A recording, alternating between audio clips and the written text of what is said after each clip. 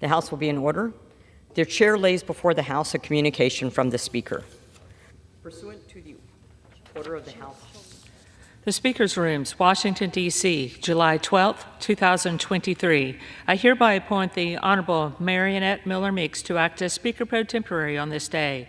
Signed, Kevin McCarthy, Speaker of the House of Representatives. Pursuant to the order of the House of January 9, 2023, the Chair will now recognize members from lists submitted by the majority and minority leaders for morning hour debate. The Chair will alternate recognition between the two parties with time equally allotted between the two parties and each member of the other than the majority and minority leaders and the minority whip limited to 5 minutes, but in no event shall debate extend beyond 11:50 a.m.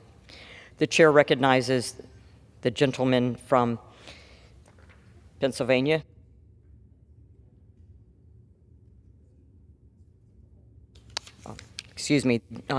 Chair recognizes the gentlewoman from New Jersey, Ms. Watson Coleman, for 5 minutes. Sorry.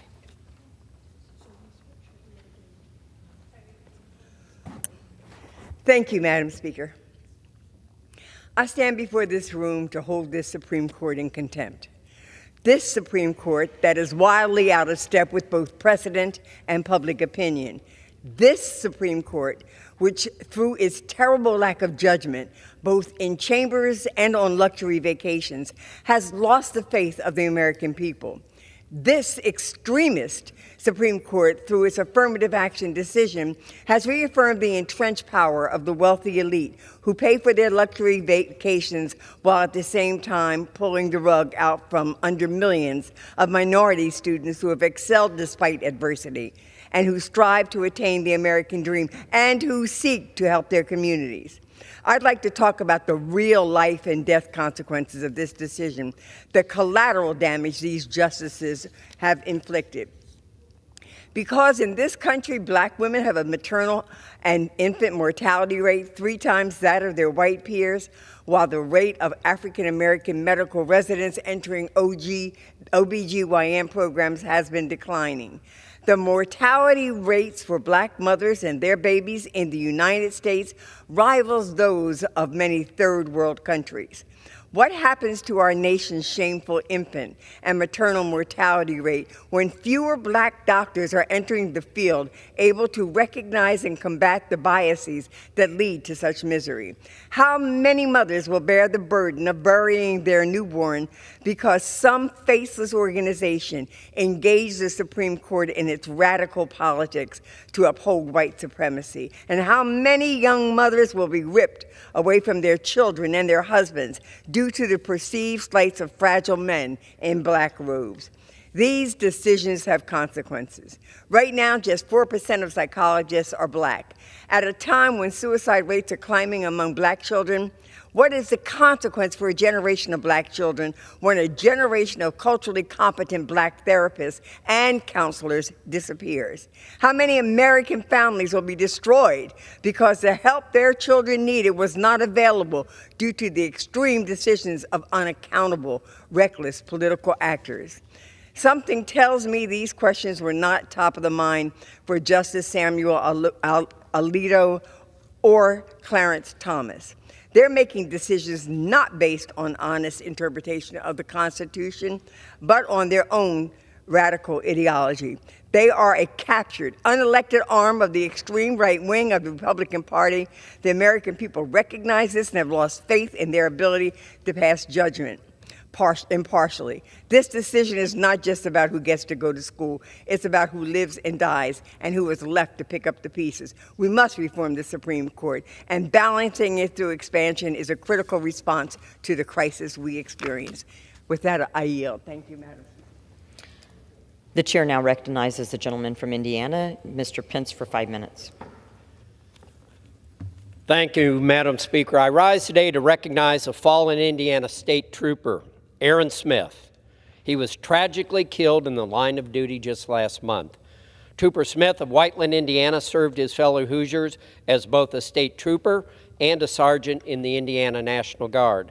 We will never forget Trooper Smith's service and sacrifice to our Indiana community and our entire nation, and I want to offer my deepest condolences to his family and friends. He was a hero. May Trooper Smith, as well as all our fallen officers, rest in peace. Madam Speaker, I rise today to congratulate Elizabeth Kuhn, Indiana's 6th Congressional Gold Medalist. Elizabeth resides in Bargersville, Indiana, and is currently a student at Cardinal Christian Academy Home School. She earned the prestigious Congressional Gold Medal for completing over 400 hours of community service, dedicating 200 hours to learning how to run a small business, improving her fitness by running 5Ks, and attending an expedition in Colorado.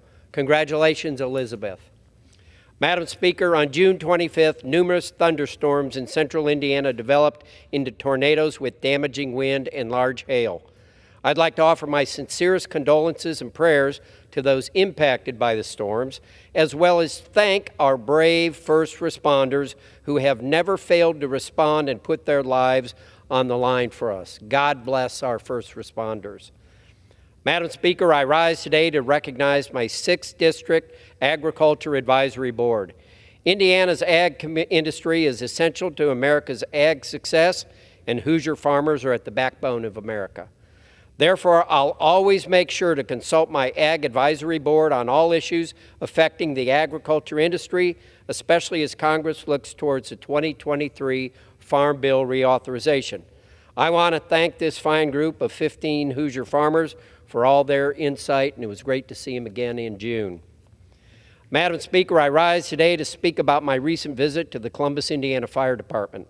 During the visit, I spoke with Fire Chief Lay and was able to see the department's training operations taking place right there in the 6th District. Thank you to all our first responders for the work they do, and may we never forget that they are putting their lives online every single day. God bless everyone at the Columbus Fire Department, and God bless all the fire departments in the Indiana 6th District. Madam Speaker, I rise today to offer my sincere thanks to Centerstone Health Services. I recently had the opportunity to visit Centerstone in Columbus, Indiana, and learn about their great work providing behavioral and mental health care, addiction treatment, and crisis services. Centerstone operates 25 clinics and over 500 residential or supportive housing units, serving about 30,000 patients in my district. Still more needs to be done to expand access care for those suffering from mental illness. Medicaid's outdated IMD exclusion serves as a barrier preventing most access to care for the most vulnerable in our communities. Unfortunately, without treatment, these individuals find themselves on the streets, in jails, or of course worse. I urge my colleagues to work together and remove the IMD exclusion. Madam Speaker, I rise today to raise my concerns about skyrocketing crime in Indianapolis, Indiana. In just the past 2 years, 497 people were killed in homicides in that city. This is the city's deadliest number on record. This is the direct result of the Democrats' soft-on-crime policies, reckless bail reform efforts, and of course their defund police rhetoric. Hoosiers and the American people deserve better. It's long past time for the Biden administration, the Indianapolis mayor's office, and congressional Democrats to join us in cracking down on crime to help make our streets safe again. With that, Madam Speaker, I yield back. The chair now recognizes a gentleman from Oregon, Mr. Blumenauer, for 5 minutes. Thank you, Madam Speaker. I rise today to celebrate the amazing life and as the New York Times put it, the outsized career of Richard Ravage, who passed away 2 weeks ago. A lawyer, a builder, a public servant extraordinaire, Lieutenant Governor of New York.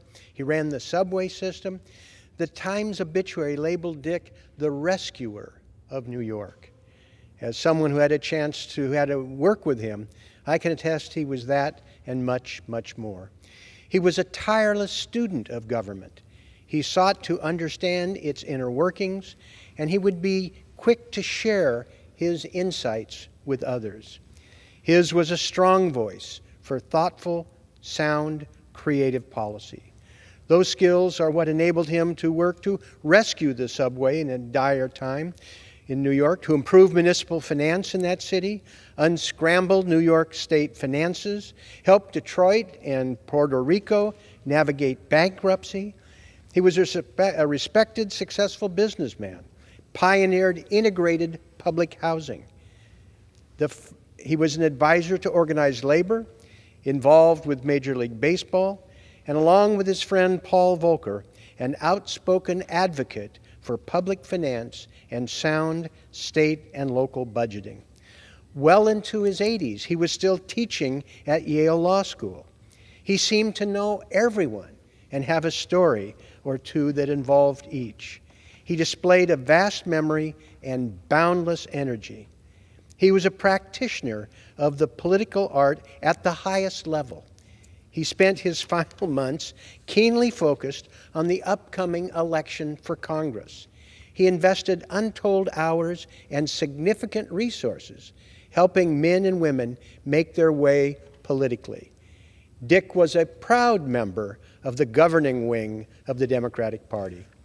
He never ceased to amaze me with the breadth of his interest, expertise, and skill. He was a master woodworker, and his Central Park apartment was filled with amazing pieces that he had crafted. Dick took great pride in his family. His sons, Michael and Joey, his marriage to Kathy Doyle brought 3 stepdaughters into the family. There were 13 grandchildren, a tremendous source of pride and joy to Dick. I was lucky to call him a friend and mentor.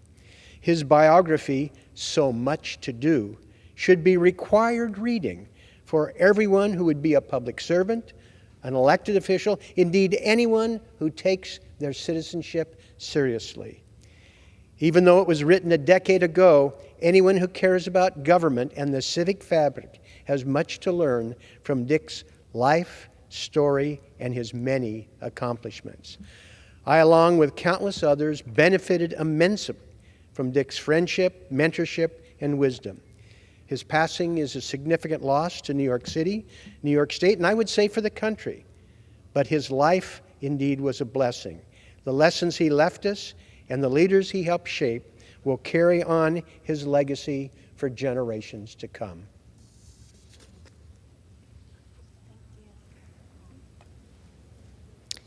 The chair now recognizes the gentleman from Tennessee, Mr. Rose, for 5 minutes.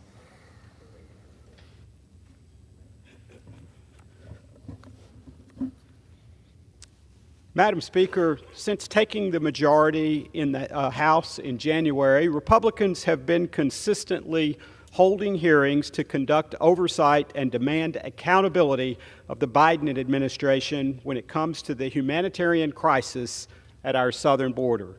For years now, sensible Republicans have done everything they can to offer solutions to this humanitarian crisis in an effort to halt illegal immigration, but have been met with opposition by those on the other side of the aisle that prefer the open border policies of this president and his administration. Unfortunately, despite these repeated attempts to bring this administration to the table to enact sensible immigration reform, which the American people support, President Biden has done the opposite. In fact, in President Biden's first 100 days in office, he took 94 executive actions on immigration, perhaps none as costly as halting the construction of the southern border wall. He also ended the Remain in Mexico program, which had proven to be a successful deterrent at the border. Now the good people at the Customs and Border Protection, who are working hard under strenuous circumstances to protect our borders, have seized over 17,000 pounds of fentanyl in fiscal year 2023, including a 14% increase in the month of April alone compared to the prior month. In addition to these alarming figures, so far in fiscal year 2023, 96 people were stopped attempting to cross the southern border whose names could be found on the terror watch list. To put this into perspective, during the entire last fiscal year, there were only 98 arrests, and that was more than in fiscal years 2017 through 2021 combined. Madam Speaker, it is clear to the American people that President Biden's Secretary of the Department of Homeland Security is directly responsible for this abhorrent failure. That's why, much to my regret, I have no choice but to continue my call for impeaching Secretary Mayorkas, and with the hope that the Biden administration will go ahead and replace him with someone willing to actually take on the task of securing our border. At the very least, the appropriate House committees must begin considering and debating impeachment articles. Madam Speaker, one of the most rewarding opportunities I am afforded as a member of Congress is getting to welcome new citizens into the United States who have recently been naturalized. I repeatedly take the time to point out the perseverance and dedication it takes to become a U.S. citizen the legal and right way. It goes without saying, these folks will forever be able to hold their heads high, knowing that they respected our laws even before they became a citizen of this great country. I will also add that because of my familiarity with this process and seeing what so many have to endure to come here legally, I have one more reason out of many to fight against illegal immigration. That's why I will continuously demand the Biden administration and Secretary Mayorkas uphold our immigration laws and engage in House Republicans' oversight efforts until the American people can be confident the administration is following the laws that govern immigration in this country. I ask all members of Congress to join me in demanding accountability from President Biden and Secretary Mayorkas, and with that, I yield back. The chair now recognizes the gentlewoman from Virginia, Ms. Spanberger, for 5 minutes.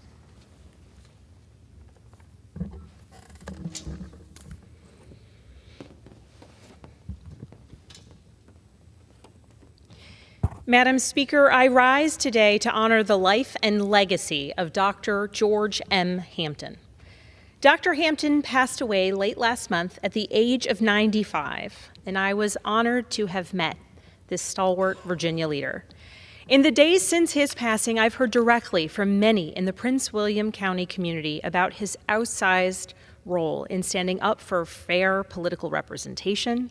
I've heard about his service as a mentor to the next generation of leaders, and the community has celebrated what a dedicated man he was in his professional and personal life to the service of others in his community.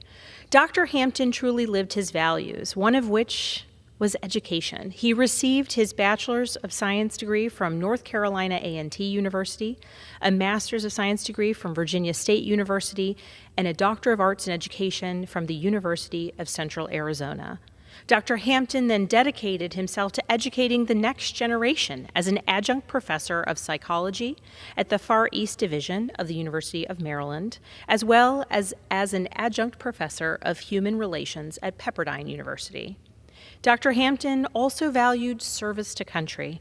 He served for more than 2 decades in the United States Army, fulfilling various command and staff assignments and spending 4 years as an assistant professor of military science at Virginia State University. He was awarded the Legion of Merit, the Bronze Star, and the Army Commendation Medal during his military service, and he retired from the Army in 1971 as a lieutenant colonel. Following his retirement from the military, Dr. Hampton held many positions that allowed him to have a hand in shaping future leaders, both within and outside of military service. One such role was as co-director of the Marine Corps Leadership and Human Relations Institute in San Diego, California, where he helped train leadership instructors for the formal schools at Quantico in Virginia's 7th District and other major installations. Throughout decades of service to the Commonwealth of Virginia, Dr. Hampton was appointed by both Democrats and Republicans to hold various notable positions. In 1982, Governor Charles Robb appointed him to the Virginia Parole Board. Reappointed by Governor Gerald Baliles, he served on this board until 1990. In 1995, Governor George Allen appointed him to a 4-year term on the State Board of Elections, where he served as vice chairman until January 1999. In July 2003, then Governor Mark Warner appointed him as a member of the Board of Visitors at Virginia State University, where he served until July 2007. He was also a member of the Virginia State University Foundation. Dr. Hampton was appointed to serve on the Juvenile and Domestic Relations Court Citizens Advisory Council, as well as the Prince William County representative to the Board of Directors of Northern Virginia Community College. As a 47-year resident of Prince William County, Dr. Hampton played an active role in his community. He was a proud founding member of the Pi Lambda Lambda chapter of the Omega Psi Phi Fraternity Incorporated. For 7 years, from 1975 to 1982, Dr. Hampton served as the political advisor to the Prince William County branch of the NAACP. Dr. Hampton was a member of the Disabled American Veterans Organization, Veterans of Foreign Wars, the American Legion, Korean Veterans, Military Officer Association of America, and the Fellowship Club of Prince William County. The impact Dr. Hampton had on his community is clear, leading him to become the namesake of the George M. Hampton Foundation. Sponsored by the Pi Lambda Lambda chapter of the Omega Psi Phi Fraternity Incorporated, and founded on the idea of helping those in need throughout Prince William County and surrounding communities, the foundation provides thousands of dollars in scholarship to local high school students each year. And on top of decades of committed service of his own, one of his greatest attributes was his desire to recognize the service of others. He was one of the originators of the Prince William County Walk of Fame, permanent granite plaques recognizing the accomplishments of community servants across the county. And I have been proud to join in celebrating his legacy as a pioneer in remembering Black history and culture in Prince William County and across the Commonwealth. For years, long before we recognized Juneteenth as a federal holiday, Dr. Hampton celebrated the holiday in his own backyard, and I was overjoyed to have the opportunity to celebrate with him Juneteenth last year. Perhaps one of his proudest accomplishments, he served as a living inspiration and role model to Virginia students, attending the school in Dale City named in his honor. Dr. Hampton met with students of George M. Hampton Middle School regularly. He shared his stories, his memories, historic moments of his life in Virginia, and he offered them encouragement, in addition to raising funds for the school. Gentlelady's time has expired. Please join me in remembering Dr. Hampton. Thank you so much, and I yield back. The chair now recognizes the gentleman from Kansas, Mr. Mann, for 5 minutes. Thank you. Madam Speaker, I rise today to deliver the 22nd installment of my Farm Bill Impact Series to discuss Congress' willingness to invest in agricultural research, which supports our nation's food security and ultimately our national security. According to the U.S. Department of Agriculture, for every public dollar spent, agriculture research returns $20 benefit to the economy. Despite this, federal funding for ag research has declined in real dollars over the past 2 decades. When you take a bird's eye view of our investment in agriculture research, you see that the impact of the investment is much larger than initially seems. This isn't just about new laboratories and equipment. This is about a vision for the world where America is the undisputed leader in food science technology. It's just like when we invest in international food aid and the return is staggering. We feed hungry people with American commodities, but we also stop wars before they start and create new international trading partners. Ag research investment is the same story. The impact is wide-reaching and the return on investment is enormous. Just a few months ago, the U.S. Department of Agriculture officially opened its new state-of-the-art National Bio and Agri-Defense facility in my home state of Kansas, where scientists will conduct research into serious animal disease threats. It will be an important backstop in protecting our nation's food supply. I'm proud to have this facility in my district and right down the street from my alma mater, Kansas State University School of Veterinary Medicine and the Biosecurity Research Institute, creating a scientific hub that will lead the world in agriculture research and health. In Congress, I'm proud to represent Kansas State University, the first land-grant university created under the Morrill Act, and also Haskell Indian Nations University, which was granted land-grant status by an act of Congress in 1994. The idea for land-grant universities was originally proposed in the 1850s to educate students and increase agriculture expertise and U.S. productivity. Over the years, these universities have surpassed that original vision and now represent the cutting edge of the agriculture research that supports food security around the globe. The faculty, staff, and students at K-State and Haskell have made it clear that we must support agriculture research, development, and innovation. When we do so, agriculture producers in the U.S. and abroad gain access to the technologies that increase their production even when challenges arise. Early this summer, I co-introduced the Augmenting Research and Educational Sites to Ensuring Agriculture Remains Cutting Edge and Helpful Act, or the Ag Research Act. This legislation would address the deferred maintenance at agriculture research facilities to ensure that America remains the world leader in research and innovation, instead of bowing to our adversaries and our competitors. Our work cannot stop here.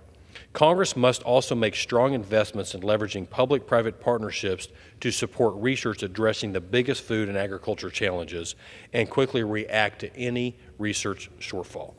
I look forward to working with members of this Congress to ensure that this Farm Bill prioritizes research and innovation. I'll be back on the floor soon to deliver another installment of my Farm Bill Impact Series and highlight more programs and titles within the bill that I believe Congress must understand and support to ensure that agriculture continues to thrive right here in America. Thank you, Madam Speaker, and with that, I yield back. The chair now recognizes the gentleman from Rhode Island, Mr. Magaziner, for 5 minutes. Thank you, Madam Speaker. As we prepare to consider the National Defense Authorization Act, it is vital that we continue robust support for the United States Navy's submarine program. In recent years, we have seen that the world is still a dangerous place. Authoritarian actors all across the world pose a threat to the United States, to our democratic allies, and to peaceful people across the world. And against that backdrop, America's submarine fleet is one of the most important advantages that we have in our vital work to make the world safe for democracy.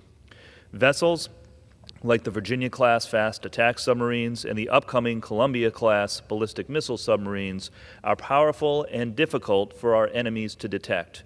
And that makes them an essential deterrent that keeps our would-be adversaries from committing acts of aggression. As we work on the NDAA, the National Defense Authorization Act, it is imperative that we continue to fund production of the Virginia and Columbia-class vessels at the Pentagon's recommended levels, and that we also invest in the workforce training, housing, and additional support for the thousands of tradesmen and women in Rhode Island and across the country who are building these ships. In that spirit, I urge all of my colleagues to approve the amendment that I have submitted to direct the Department of Defense to study and implement strategies for expanding access to affordable housing for tradesmen and women involved in Navy shipbuilding. President Franklin Roosevelt once said that for the world to be safe, America must be an arsenal of democracy.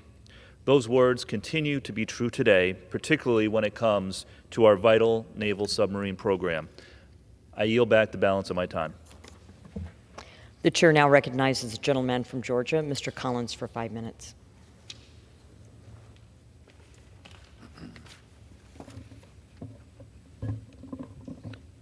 Thank you, Madam Speaker. I rise today to encourage the continued support for H.R. 1734, the Trank Research Act, which passed the House earlier this year. Fentanyl and other deadly substances are being seized at record levels by our law enforcement officers. And so far, in fiscal year 2023, the Border Patrol intercepted 20,000 pounds of fentanyl. That's enough to kill 4.6 billion people. Now, that's an incredible amount of deadly drugs, and it doesn't include the dangerous opioid analogs such as xylazine, which are becoming far more common and are a challenge to identify even in the field. Xylazine, also called Trank, or the zombie drug, is a veterinary tranquilizer and fentanyl analog that is wreaking havoc on American communities.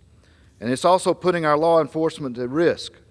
According to the DEA, over the past 2 years, the southern and western United States have experienced over a 100% increase in Xylanol encounters.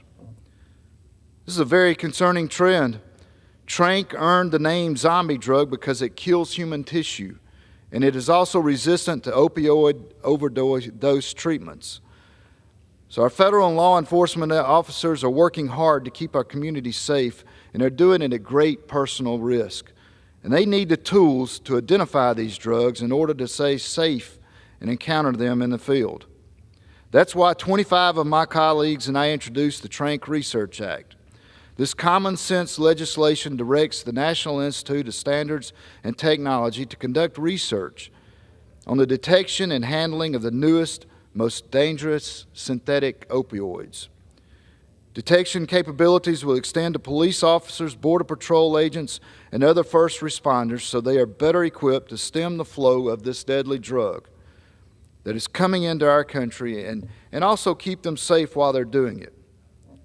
Our bills passed this House unanimously in May, and the Senate returned it in June with minor amendments that I support. I urge you today to take up the amended Trank Research Act quickly so that we can send it to the President's desk. Let's deliver again for the American people and get this crucial legislation signed back into law. Thank you, and I yield back. The chair now recognizes the gentleman from North Carolina, Mr. Jackson, for 5 minutes.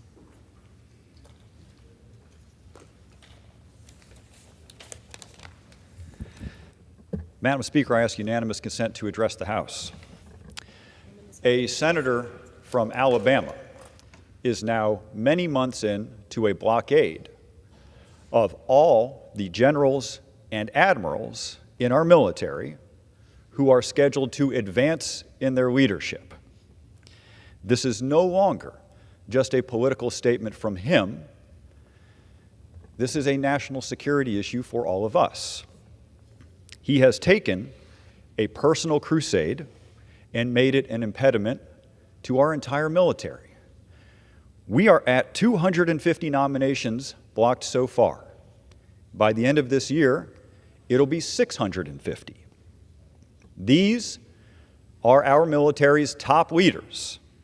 The notion that all of these positions should remain vacant because one senator objects to the Defense Department's travel policy regarding service members who get an abortion is a perfect example of letting culture war politics impact our military. This year, we have been treated to countless speeches about whether politics has infected our military and whether that has impacted its readiness. And now, the single clearest example of culture war politics colliding with our military is this blockade of our top military leaders. A blockade built by one man in defense not of our nation, but of his politics on the issue of abortion. The clearest price yet was paid this week as the leader of the Marine Corps retired. And then Congress tried to replace him with his appointed successor, General Eric Smith, and the senator from Alabama blocked that replacement. The Marine Corps is now without a confirmed leader since the first time since 1910. Up next, we have several members of the Joint Chiefs with scheduled retirements, including the chair of the Joint Chiefs. Half of those positions will be vacant by the end of this year if the senator from Alabama decides to maintain his blockade.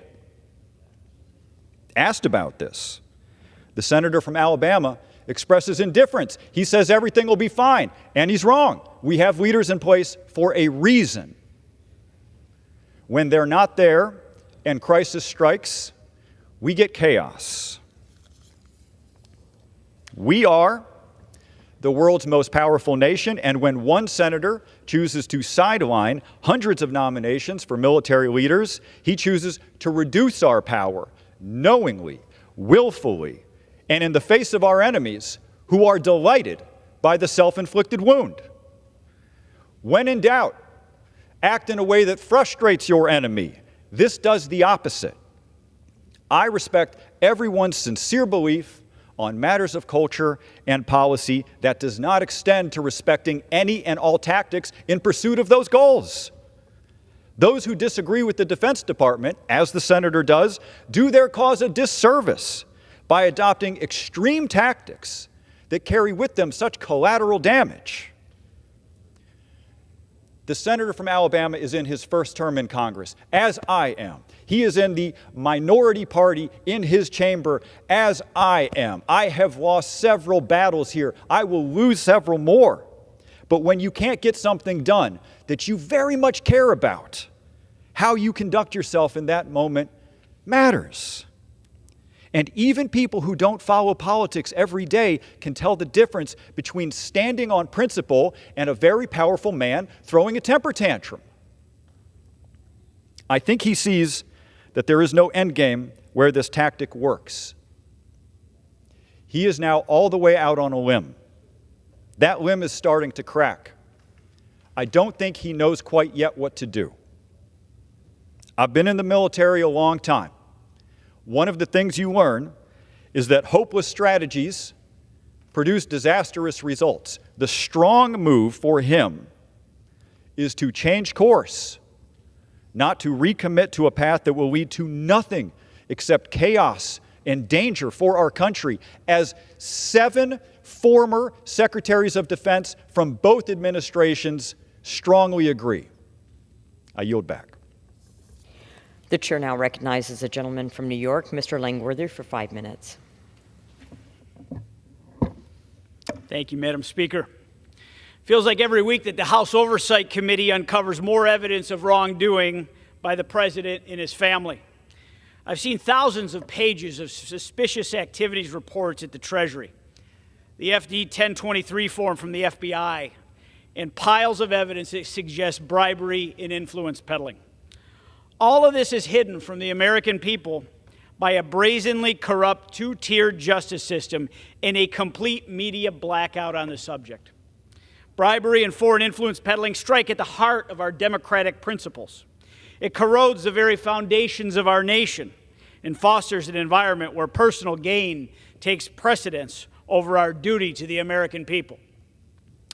It's the responsibility of each and every one of us to demand answers and to hold the president accountable. It's outrageous that just last month, the DOJ announced a sweetheart plea deal for Hunter Biden that would absolve him of any future charges with the foreign bribery and influence peddling schemes that we have just started to unravel at the House Committee on Oversight and Accountability. On the very same day this plea deal was announced, Biden's DOJ went after President Trump. It's a joke. This is something you'd expect to see in a tin-pot third world dictatorship. What's even worse is the complete media blackout on any of the evidence that we've uncovered here. We used to hail the free press in America as the fourth estate. Journalists used to pride themselves on uncovering corruption. The American people have a right to know about potential wrongdoing by their elected leaders and their associates and their families. They deserve a media that fearlessly investigates and reports on matters that impact the foundations of our democracy. These allegations that are not taken seriously by the DOJ or the media, they have a very real impact on the work we do here in this chamber every single day.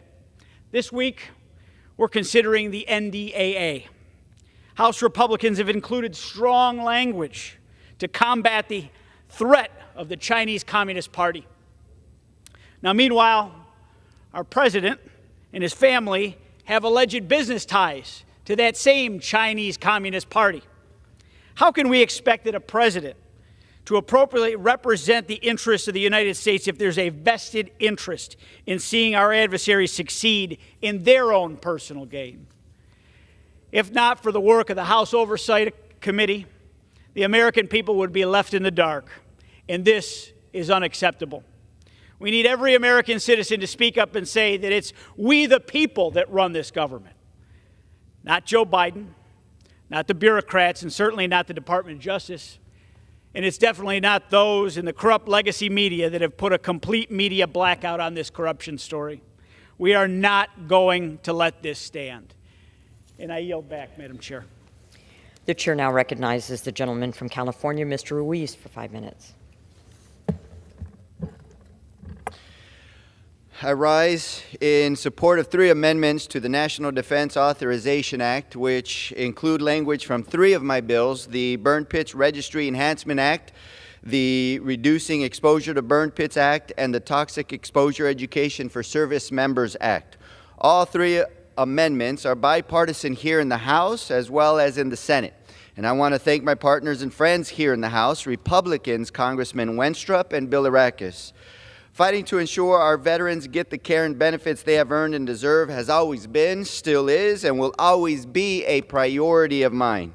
Additionally, all three of these amendments are endorsed by the major veteran service organizations, including Iraq and Afghanistan Veterans of America, Disabled American Veterans, and the Wounded Warrior Project. All three amendments will help care for service members exposed to toxic burn pits. Amendments 460 is my Burn Pits Registry Enhancement Act. It would allow veterans in the Burn Pits Registry to designate someone to update the registry with their cause of death. This data is crucial to further identify the vast array of illnesses that are causing burn pit exposed service members and veterans to die, and it will help doctors recognize early symptoms of life-threatening conditions and save lives. The next amendment, 464, is my Reducing Exposures to Burn Pits Act. It would require the Department of Defense to submit a report to Congress on what the cost would be to get rid of the use of burn pits. So this amendment will get us one step closer to ending the use of dangerous and toxic burn pits to prevent illness. Finally, Amendment 503 is my Toxic Exposure Education for Service Members Act. It would require the Department of Defense to establish a new risk assessment for toxic exposure for service members who are assigned to work near toxic burn pits.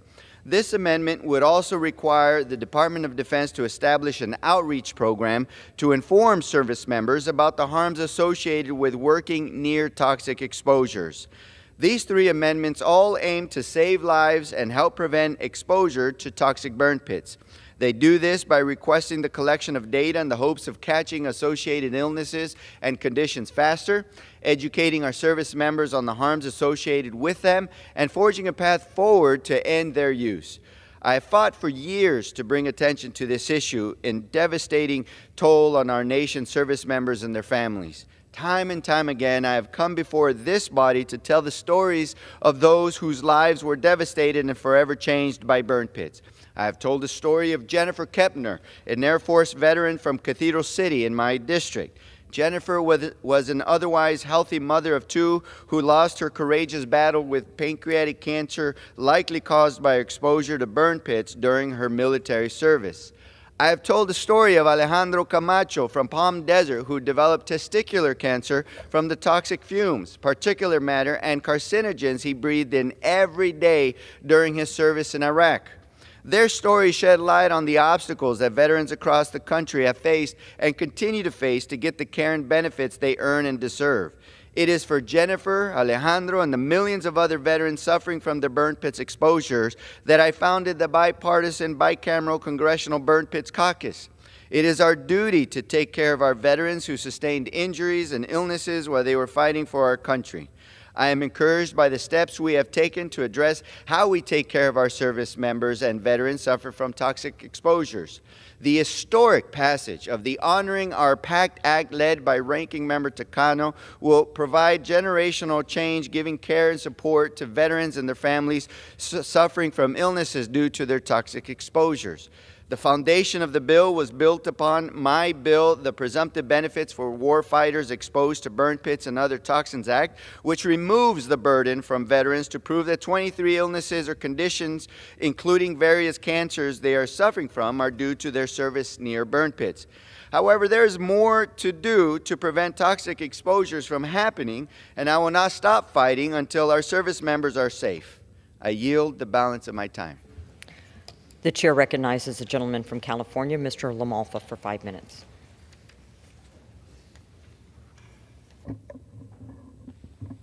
Thank you, Madam Speaker. Well, as the country deals with distractions that are the truth of which is very difficult to get out of the White House or other sources, such as the missing Titanic submarine, when did it actually implode?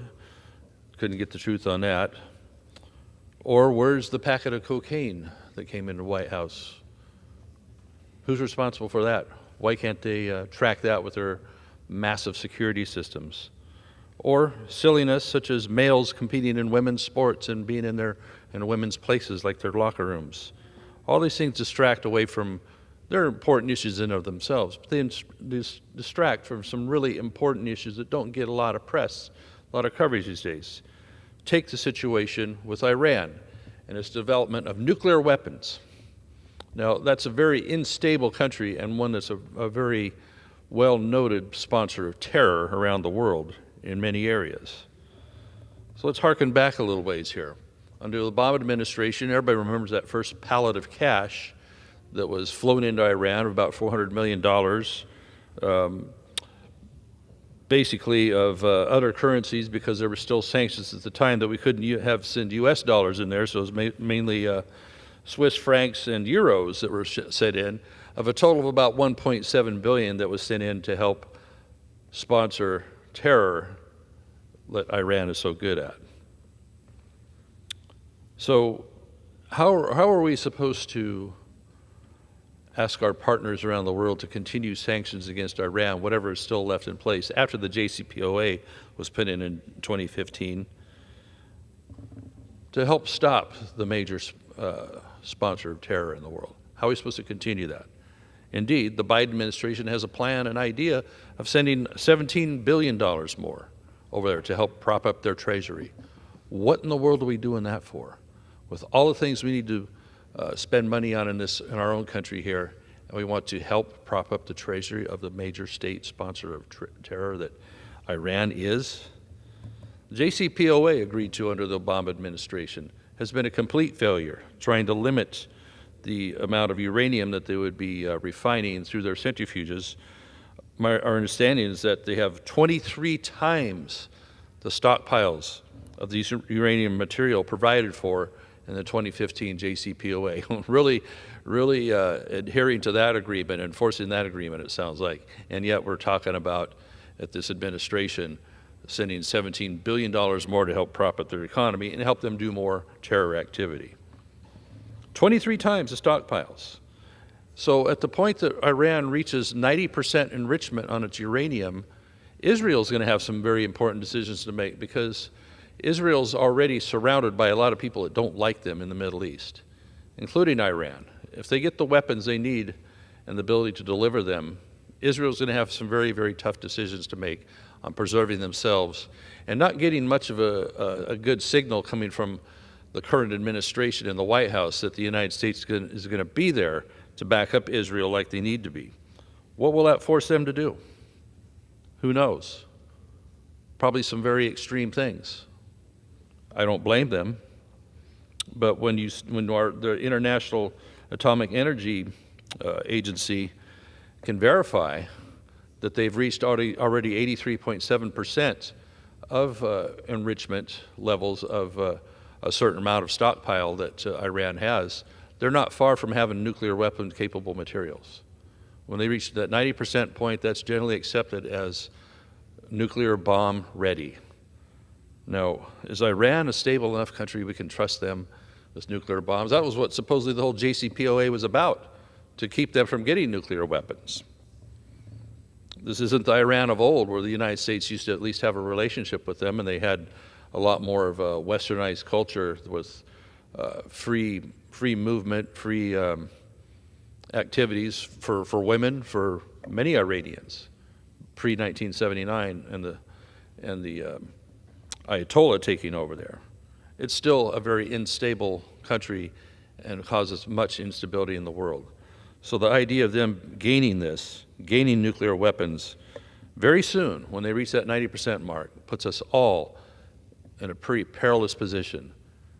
We're across an entire ocean from the situation there across the Atlantic and such. But our great ally Israel, as well as part of Europe, what are they going to be facing with a nuclear Iran? We better get serious on not sending them $17 billion or more, but putting the sanctions back in place that will bring Iran to its knees and stop this nuclear proliferation and their ability to sponsor terror. I yield back. The chair now recognizes a gentleman from Wisconsin, Mr. Grothman, for 5 minutes. Thank you. I'd like to address one of the very important Supreme Court decisions, which came down in the last couple weeks, and some of the comments that have been made critical of that decision. I'm talking about the one dealt with a policy now known in the United States as affirmative action. And what that policy does is it gives, as a practical matter, preferences both on the basis of race and gender in university admissions. Actually, the public debate should go beyond that, because in this country, not only do we have a policy in which we try to have certain groups jump ahead of other people based on test scores or grade point average, but we also have preferences, or encourage as a practical matter, preferences in hiring for government jobs, as well as hiring in jobs working for a private organization if that private organization has at least 50 employees and does business with the federal government, and also preferences with regard to government contracting. As a practical matter, we've had these preferences since 1965, so we're talking about things that are 67 years old. I will point out that sometimes, with regard to government contracting, it encourages lying. I've talked to people in my district who talk about their colleagues putting businesses in the name of their wives so they can get the preference for a woman-owned business, even though the guy continues to run the business. My friend doesn't like it because he's an honest person. He refuses to lie, and he doesn't like the fact that people who are lying move ahead of him. He's in the construction field. There are two ideas put forth as to why we need these preferences. One is to undo past injustices from years ago, going all the way back to slavery in the 1860s. And secondly, the idea that somehow we should ask businesses or the government to have a more diverse task force. I'm going to deal with each one of these separately. First of all, with regard to past injustices, the benefits in universities and the benefit in government affirmative action goes to people who were never even in this country. We have to ask ourselves why, if my ancestors came here from, let's say, Peru in the 1990s, why and never experienced a period in this country, assuming there was such a period, in which there's a lot of prejudice, why would we be giving preferences to people who moved here in the 1990s? Or black people who moved here from Jamaica or from the Bahamas in the 1990s, well past the era of Jim Crow, much less well past slavery times. Why would we be giving them preferences? The Biden administration most recently is trying to add another group to get preferences, people from the Middle East or Northern Africa. Why, if someone moves here from Algeria or Syria today, may not even be citizens, why would they be given preferences? What's the underlying rationale? The other thing to point out here is we are giving preferences, or hypothetically preferences, to people who are doing better than the native-born population. And this is something people should remember before they advocate for this, or if they have children or grandchildren making the pitch for this. Right now, the ethnic group in America that is doing the best financially, and money's not the most important thing in life, but nevertheless, that's frequently what we look to when we determine these programs. Indian Americans are the most successful group in America today. Behind that, we have people from China. I think the number 2 group right now is from the Philippines. People from Cuba are doing better than the native-born. According to Thomas Sowell, and this is a book that's somewhat dated, but according to Thomas Sowell, the second generation after people move here from the West Indies, Jamaica, Bahamas, do better than the average American. Given that, like I said, we're dealing with people who came here well past the time of prejudice, and why in the world would we be giving preferences to these people? The next thing I'll point out is some people fall back on the idea of we need a diverse group of students or a diverse workforce. This is kind of a bizarre argument. It's something people should have to defend. Why, if, let's say, I'm 1/4 Peruvian, I'm not, but let's say for the sake of argument, I'm 1/4 Peruvian. But I've never been to Peru. I don't know a word of Spanish. I've never been to a Spanish-speaking country.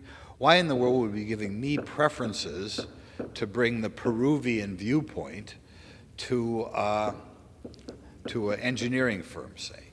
makes no sense at all. I have no connection other than DNA with people are proving. So these are some of the ideas that I think people should have to respond to before they're critical of that decision or people who want this sort of policy to continue. Thank you very much. The gentleman's time has expired. The chair recognizes the gentlewoman from Iowa, Mrs. Miller Meeks, for 5 minutes. Thank you, Mr. Speaker. One of the biggest threats we face today as a nation is the threat of the Chinese Communist Party at home and abroad. The fiscal year 2024 National Defense Authorization Act includes funding that protects the citizens of the United States from the imminent threat of the Chinese Communist Party. It requires the DoD to notify Congress of collaborative nuclear efforts between China and Russia and assess the cooperation between China and Iran on ICBM technology. This year's NDAA counters aggression from the Chinese Communist Party on every front. It promotes processes for our small businesses to enter the market, to work with the DoD in an effort to continue to grow the American small business economy and onshore manufacturing capacity to the United States.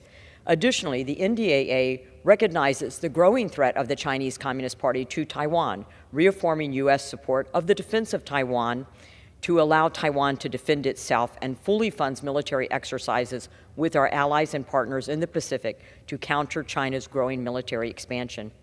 Further, the NDAA protects us at home by building up our cybersecurity capabilities and developing new emerging technologies in AI to help our soldiers defend against threats against our nation, and also with the largest pay raise in over 20 years of 5.2%, barely keeping pace with inflation, to help our enlisted and lower paid service members. Supporting the NDAA is essential in making sure our soldiers and interests abroad are supported and defended to the highest standard, while also making sure that all of us at home in the United States are protected from threats as well.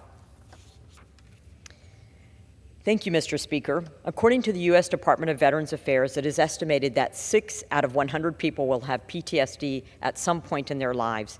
Sadly, the incidence of PTSD is higher in veterans and active duty service members. As a doctor, former director of the Iowa Department of Public Health, and as a 24-year U.S. Army veteran, the mental, emotional, and physical health of my constituents and fellow veterans is one of my top priorities in Congress. For too long, PSD and other mental or physical ailments have had devastating effects and far too often go untreated. The new FDA guidance that presents considerations for designing clinical trials for psychedelic drugs will give patients and their doctors increased access to effective treatments rather than alternatives such as opioids. That is why I introduced the Veterans Care Act to allow the VA to research the effectiveness of using medical cannabis for chronic mental and physical pain, and why we have held roundtables on emerging breakthrough therapies. I hope others will join me in supporting these novel forms of research that will benefit our heroic veterans. With that, Mr. Speaker, I yield back. Pursuant to Clause 12A of Rule 1, the chair declares the House in recess until noon today.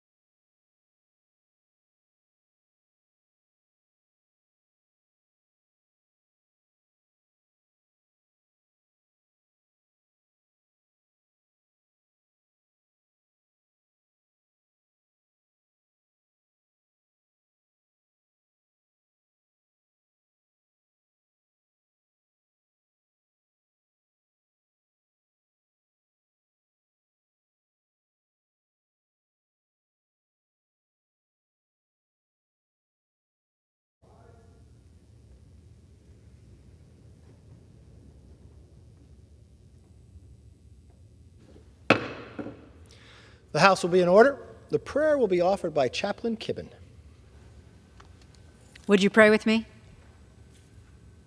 Sovereign Lord, whose great strength and outstretched arm made the earth and all who live therein, look out upon your creation and grant us your divine compassion.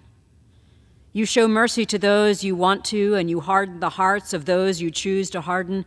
Show mercy to the victims of the war in Ukraine. But we ask that you soften the hearts of those in whose power it is to bring peace once again into this war-torn region. How long, O Lord, will you allow innocents to remain subject to the needless violence and ruthless aggression? Are not 500 days long enough?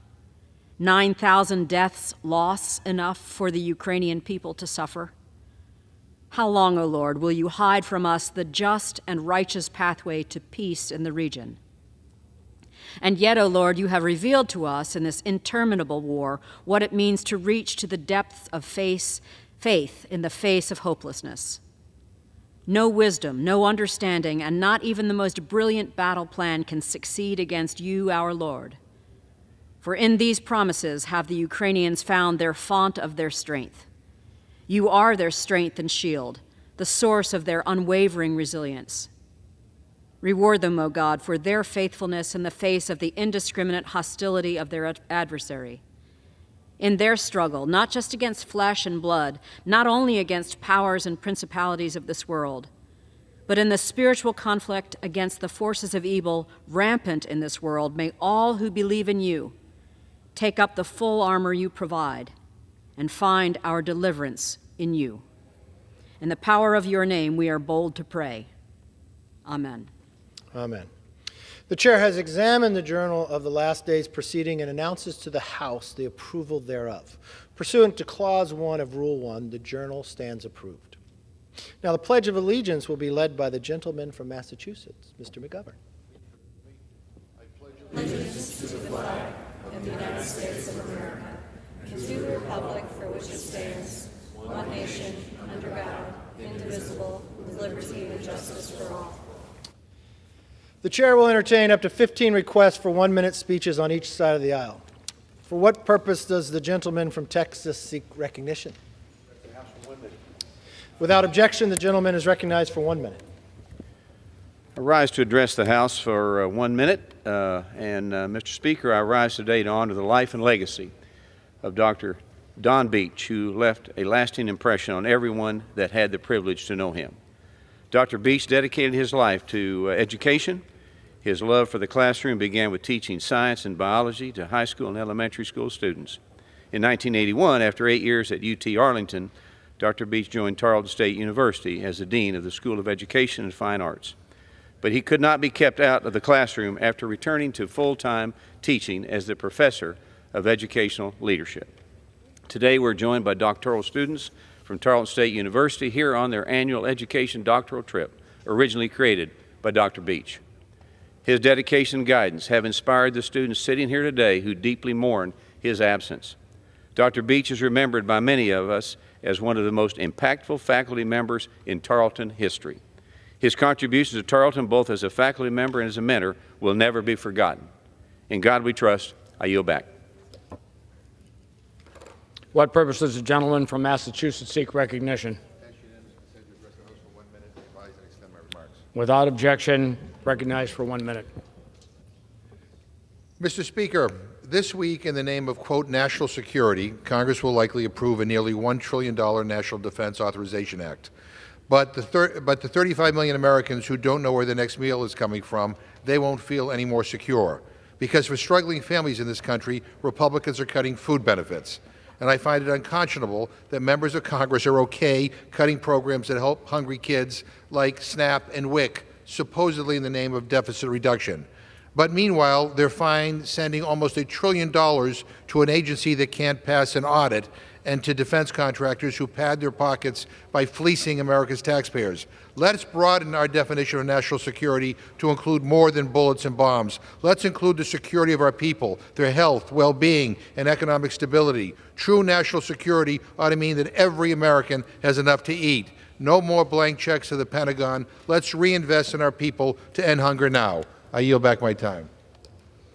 What purpose does the gentleman from Tennessee seek recognition?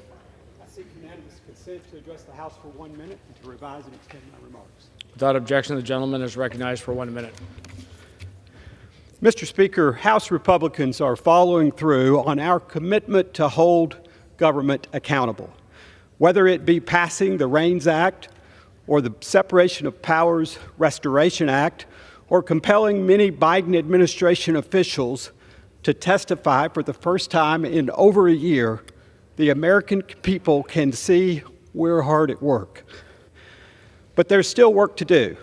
Since the president took office, he's finalized 644 new regulations, which come with a $376 billion price tag that negatively impacts our economy and require more than 230 million additional hours of paperwork.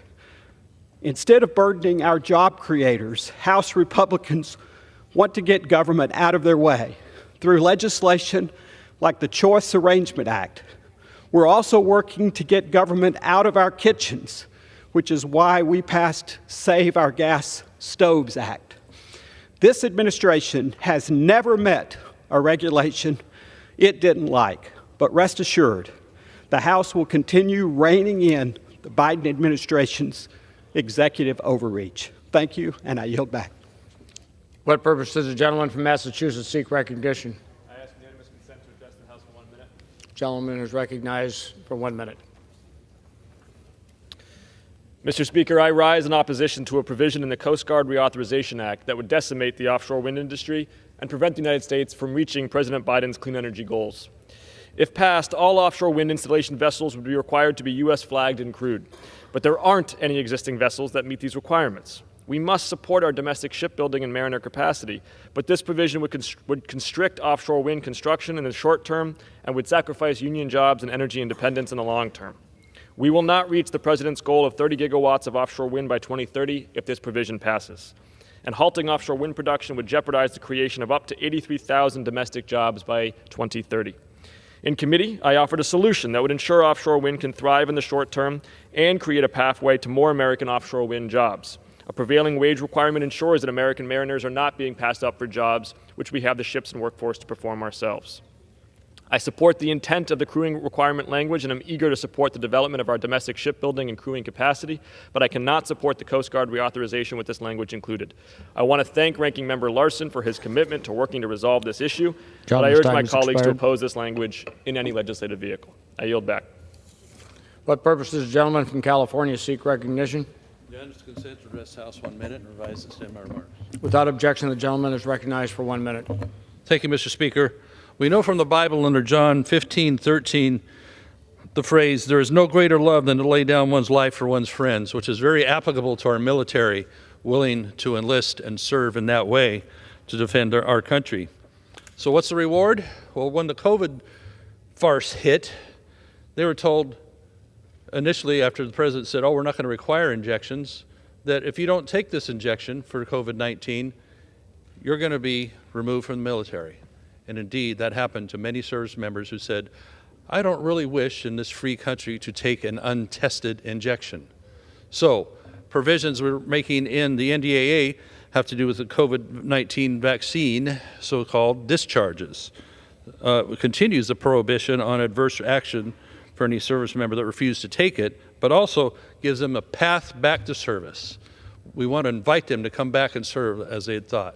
And indeed, with recruitments actually down during the summer season, usually there's an uptick in people recruited and coming into the military. We need to do everything we can to provide an incentive and a welcoming atmosphere to come back to our military. It would treat the time away from service for anybody that had to be kicked out, but would be reinstated. So it would be just a career intermission, so it does not impact their future promotions negatively.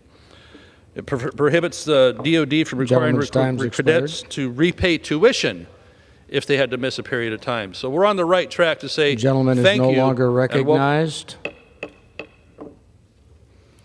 What purpose does the gentleman from Texas seek recognition? To speak to the House for 1 minute to revise and extend my remarks. Without objection, the gentleman is recognized for 1 minute. Thank you, Mr. Speaker. On May 6th, our North Texas community was left scarred by the shooting at the Allen Premium Outlets. 9 people were killed and 7 others were injured. But today I rise to talk about the bravery and service of Gisela Aleman, a nurse and an unsung hero who that day was shopping at the outlet mall with her daughter. After the gunman opened fire, he severely wounded Preeti Patel, a woman who was visiting family in North Texas, and like so many others, was just trying to do some shopping. Amidst the chaos and violence, Gisela sprung into action. Using her training as a nurse, she grabbed Preeti and tried to slow her bleeding. After seeing that ambulances were struggling to get through security, she called the hospital and drove Preeti herself in her car with her daughter to the hospital in time to save her life. Preeti is alive today because of Gisela, an amazing story that deserves a hero's praise.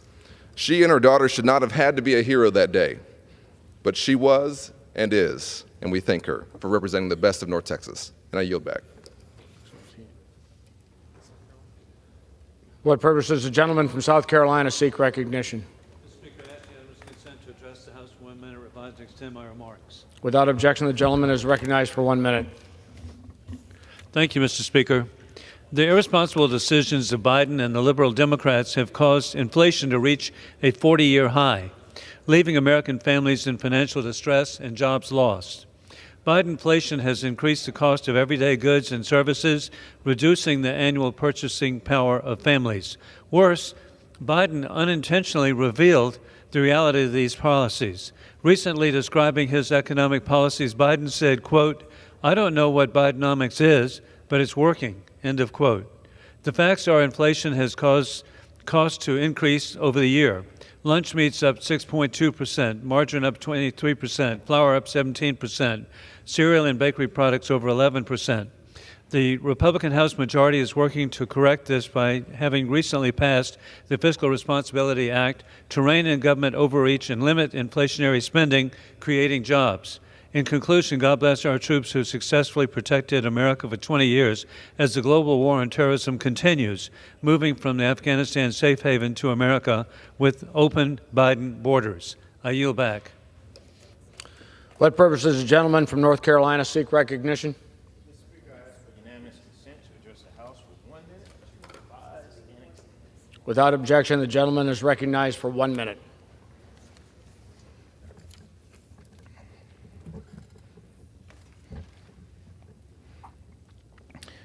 Mr. Speaker, I rise to highlight Precision Graphics, a family-owned electronics manufacturing and fulfillment facility in Snow Hill, North Carolina, my hometown.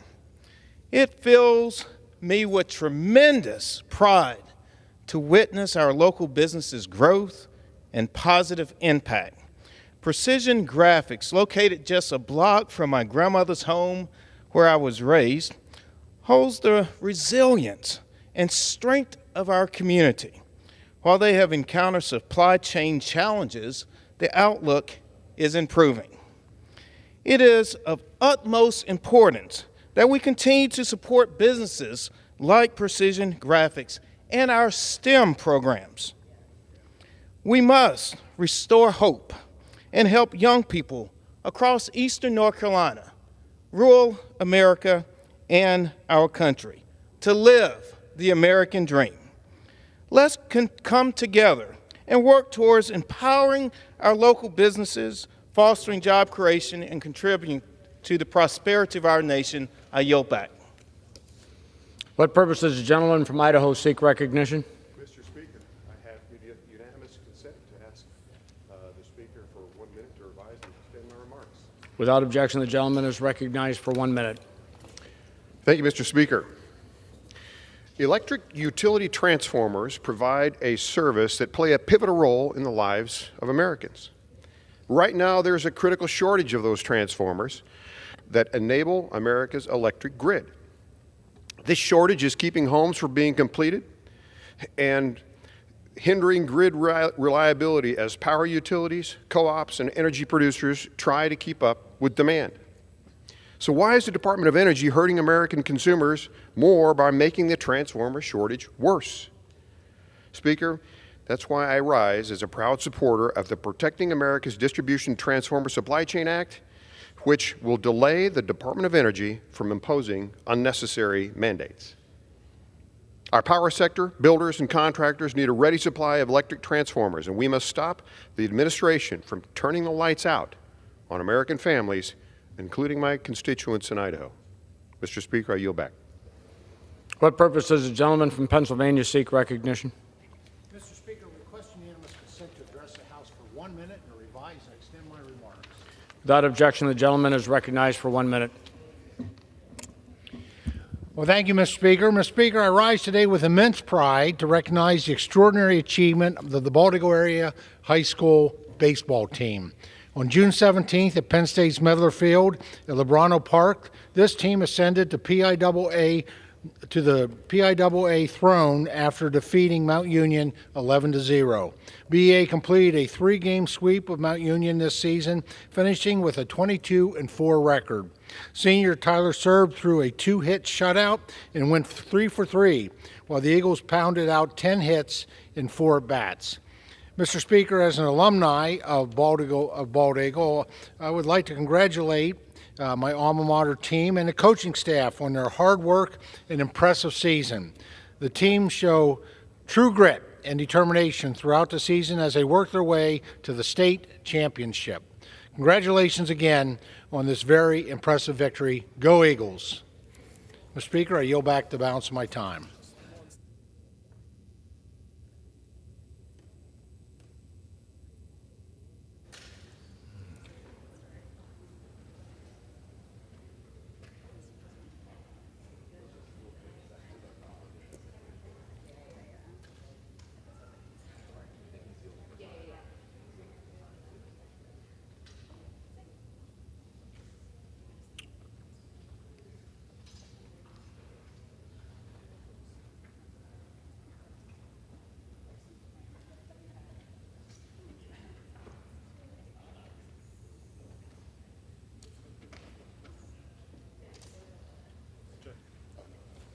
For what purpose does the gentleman from Oklahoma seek recognition? Mr. Speaker, by direction of the Committee on Rules, I call up House Resolution 582 and ask for its immediate consideration. The clerk will report the resolution. House Calendar Number 28, House Resolution 582. Resolved that at any time after adoption of this resolution, the Speaker may, pursuant to Clause 2B of Rule 18, declare the House resolved into the Committee of the Whole House on the State of the Union for consideration of the bill H.R. 2670 to authorize appropriations for fiscal year 2024 for military activities of the Department of Defense and for military construction and for defense activities of the Department of Energy to prescribe military personnel strengths for such fiscal year and for other purposes. The first reading of the bill shall be dispensed with. All points of order against consideration of the bill are waived. General debate shall be confined to the bill and amendments specified in this section and shall not exceed 1 hour, equally divided and controlled by the chair and ranking minority member of the Committee on Armed Services or their respective designees. After general debate, the bill shall be considered for amendment under the 5-minute rule. In lieu of the amendment in the nature of a substitute recommended by the Committee on Armed Services now printed in the bill, an amendment in the nature of a substitute consisting of the text of Rules Committee Print 118-10, modified by the amendment printed in Part A of the report of the Committee on Rules accompanying this resolution, shall be considered as adopted in the House and in the Committee of the Whole. The bill as amended shall be considered as the original bill for the purpose of further amendment under the 5-minute rule and shall be considered as read. All points of order against provisions in the bill as amended are waived. Section 2. A. No further amendment to the bill as amended shall be in order except those printed in Part B of the report of the Committee on Rules accompanying this resolution and amendments en bloc described in Section 3 of this resolution. B. Each further amendment printed in Part B of the report of the Committee on Rules shall be considered only in the order printed in the report, may be offered only by a member designated in the report, shall be considered as read, shall be debatable for the time specified in the report, equally divided and controlled by the proponent and opponent, shall not be subject to amendment, and shall not be subject to a demand for division of the question in the House or in the Committee of the Whole. C. All points of order against further amendments printed in Part B of the report of the Committee on Rules or amendments en bloc described in Section 3 of this resolution are waived. Section 3. It shall be in order at any time for the Chair of the Committee on Armed Services or his designee to offer amendments en bloc consisting of amendments printed in Part B of the report of the Committee on Rules accompanying this resolution not earlier disposed of.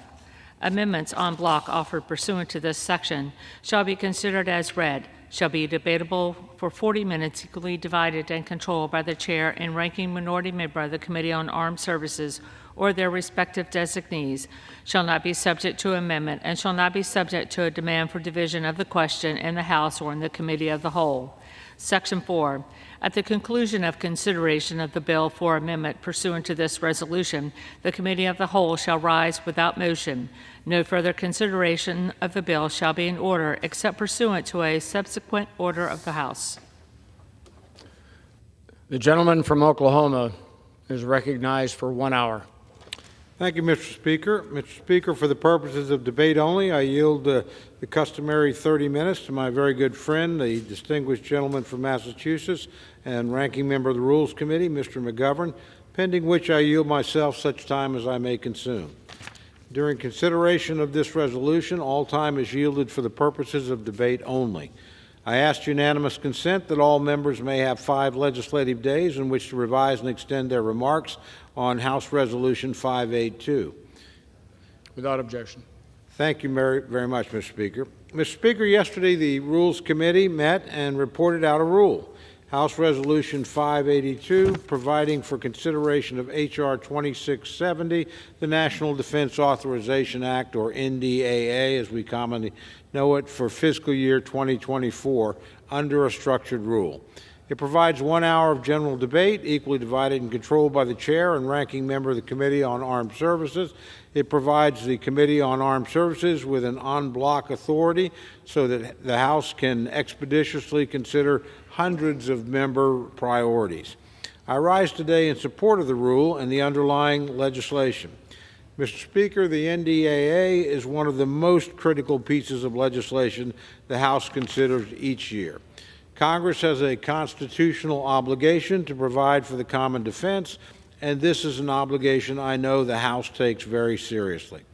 Each year, the NDAA enables the Congress to set appropriate defense policies, to provide guidance and direction to the armed forces, and above all, to set authorization levels for defense funding.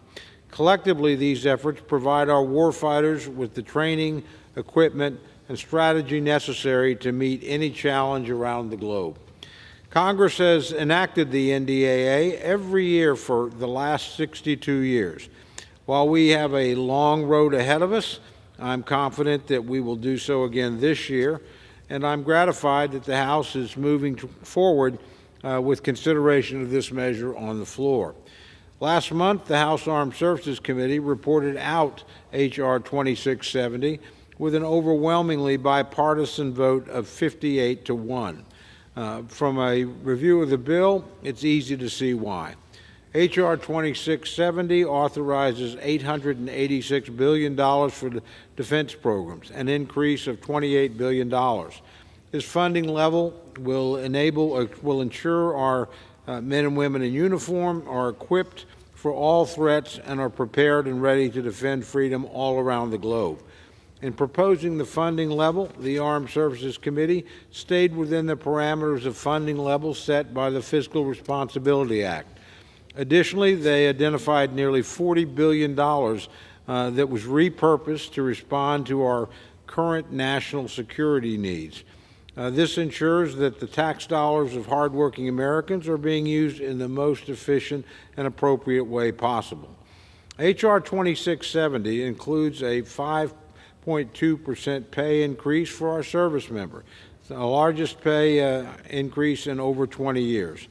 It includes critical policies that will counter aggression from the Chinese Communist Party, advance investments in tools of counter emerging threats, bolster the reliability of our supply chains. What's more, it includes critical oversight measures designed to ensure that defense dollars are wisely spent. But it doesn't stop there, Mr. Speaker. H.R. 2670 also ensures that the Biden administration cannot continue to put policies ahead of national security. It rejects the Biden administration's efforts to indoctrinate our troops with progressive ideology like critical race theory training, and instead ensures that the Pentagon's focus is where it should be, on military readiness and preparedness so that our warfighters can defeat aggression and defend freedom anywhere in the world.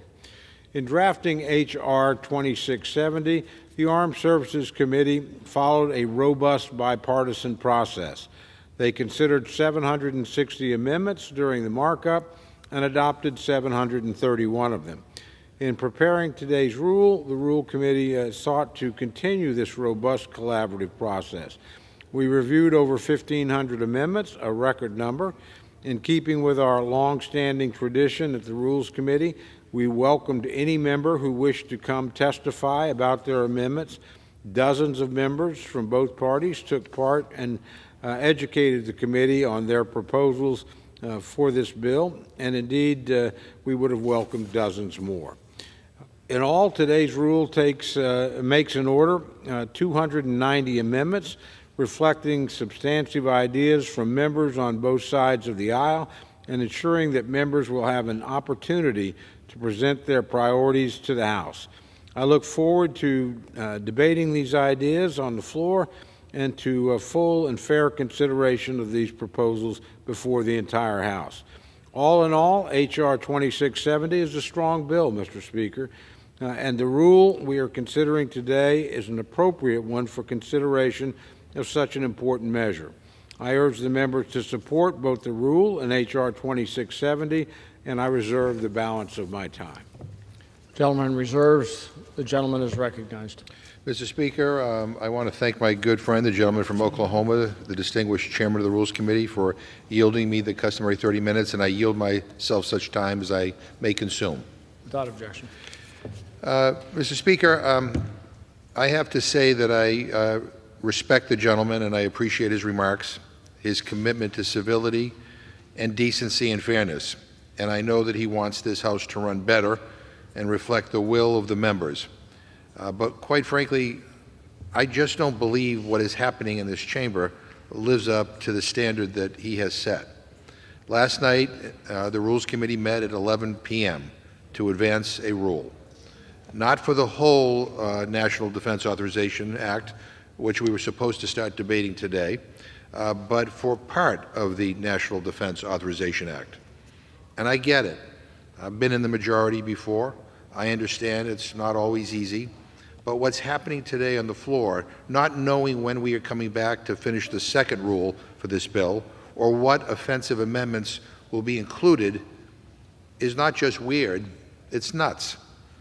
A small group of radical, hard-right members, the MAGA circus I call them, is threatening to take down the NDAA rule unless they get their way. The unless they get their way part is really becoming a theme in this Congress. I don't envy the gentleman from Oklahoma because what he is dealing with is truly bizarre.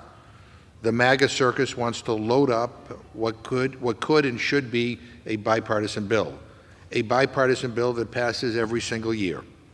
And they want to load it up with every single divisive social issue under the sun via the amendment process. Anti-abortion? Check. Anti-LGBTQ rights? Check. Anti-gun safety? Check. And it's not just that they're demanding it, it's that Republican leadership is probably caving. It's embarrassing, but quite frankly, it's not surprising. This is just the latest example of how Kevin McCarthy has ceded control of this body to the most extreme members of his own caucus while hanging everyone else out to dry and cutting mainstream members out of the process. Kevin McCarthy may be the ringmaster, Mr. Speaker, but the clowns have taken over the circus. This is a group of members that is so far to the right that they've now begun purging members from their own ranks for not being ideologically pure enough. It's honestly kind of scary. That's who's trying to write this year's defense bill. The party of single-issue bills wants to turn the NDAA into an anti-abortion, anti-LGBTQ bill that weighs in on every wedge issue and culture war, from guns to border and beyond. Give me a break. If they want to do a single-issue bill, get this stuff out of here and pass a bipartisan NDAA bill. And by the way, I just want to say, I find some of the amendments that have been introduced to this NDAA incredibly offensive. We have members saying they want to get woke out of the military, but they can't even define woke. Was desegregating the military woke? Was allowing women in combat roles woke? Was repealing Don't Ask, Don't Tell woke? That's what I want to ask some of my colleagues, and I'm pretty sure what their answer would be. Mr. Speaker, why all the backroom dealing and negotiating with MAGA clowns? And by the way, I say that as somebody who has voted against the NDAA in the minority and in the majority, because, quite frankly, I'm sick and tired of sending blank checks to the Pentagon while we nickel and dime programs that help everyday people. So I wish the Republicans luck in trying to solve this internal power struggle. But I have to say, I don't have a whole lot of faith that this is going to work out in a way that will be good for this country. And I don't think it will work out in a way that will be good for most people in this country. I mean, this is an example. I think when people are watching these proceedings and are seeing kind of the extortion that the MAGA Republicans are exacting from the current leadership, this is what I think people look at and say, this is what's wrong with Washington. And I say this with no disrespect to you, Mr. Chairman, who I think is an example of what is right in this place. But I will be voting no on this rule. I urge all my colleagues to vote no on this rule. And I hope and pray that my Republican friends can get their act together so we can actually start doing the people's business. And with that, I reserve the balance of my time. Gentleman reserves. Gentleman is recognized. Thank you very much, Mr. Speaker. First, I want to begin by thanking my good friend. As always, he's a thoughtful and reflective speaker, even when we disagree on certain things. Look, the process in front of us is undoubtedly going to go longer than we originally anticipated. I don't think that's a bad thing. I actually think that's a good thing. And I suspect we will, in the end, have more votes on a whole variety of issues than we might have originally had. Again, I don't think that's a bad thing. That's broadly allowing the House within defined parameters to work its will as we work toward a solution. And I think we'll ultimately get there. I also remind my friend that however a bill changes here, it's going to change again. The NDA, by its very nature, is, at the end of the day, on final passage, a bipartisan bill. So I would just suggest to people not get too upset, get too worried. You're going to see the House very vigorously debating a whole variety of issues. That's good for the institution. And I think at the end of the day, the House will work its will and will pass an NDAA bill out of here. And then, at some point, we'll sit down and conference it with the Senate, and it'll come back, and we'll have another pretty vigorous debate. So what we're seeing is a pretty robust democracy working its will, and a pretty robust House of Representatives working its will. So with that, I would just urge folks that today will be a pretty bipartisan discussion. Most of the amendments indeed have been agreed to by both sides, but they need to be fully aired and debated. We think that's a good thing. I suspect it'll be a somewhat more contentious debate later on in the process, but the process will work out. And at the end of the day, I'm confident we'll pass an NDAA bill. At the end of the day, I'm confident that once the bill is signed, worked with the Senate, signed by the President, it will, as most NDAA bills are, be a bipartisan bill. With that, Mr. Speaker, I reserve the balance of my time. The gentleman reserves.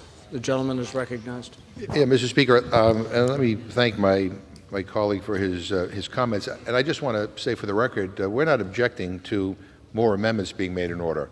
I'll remind my colleagues that when I was chairman of the Rules Committee, we made 650 amendments in order for the Defense Authorization Act, so far higher than the 290, and we hope that you have at least 650, and maybe you can even surpass us. That would be wonderful. So we don't object to a process that allows for more amendments to be considered or more amendments to be made in order. What we object to is the extorting of your leadership by a small group of extremists in this House who are trying to force their right-wing and hardline views on Congress and on the people of this country.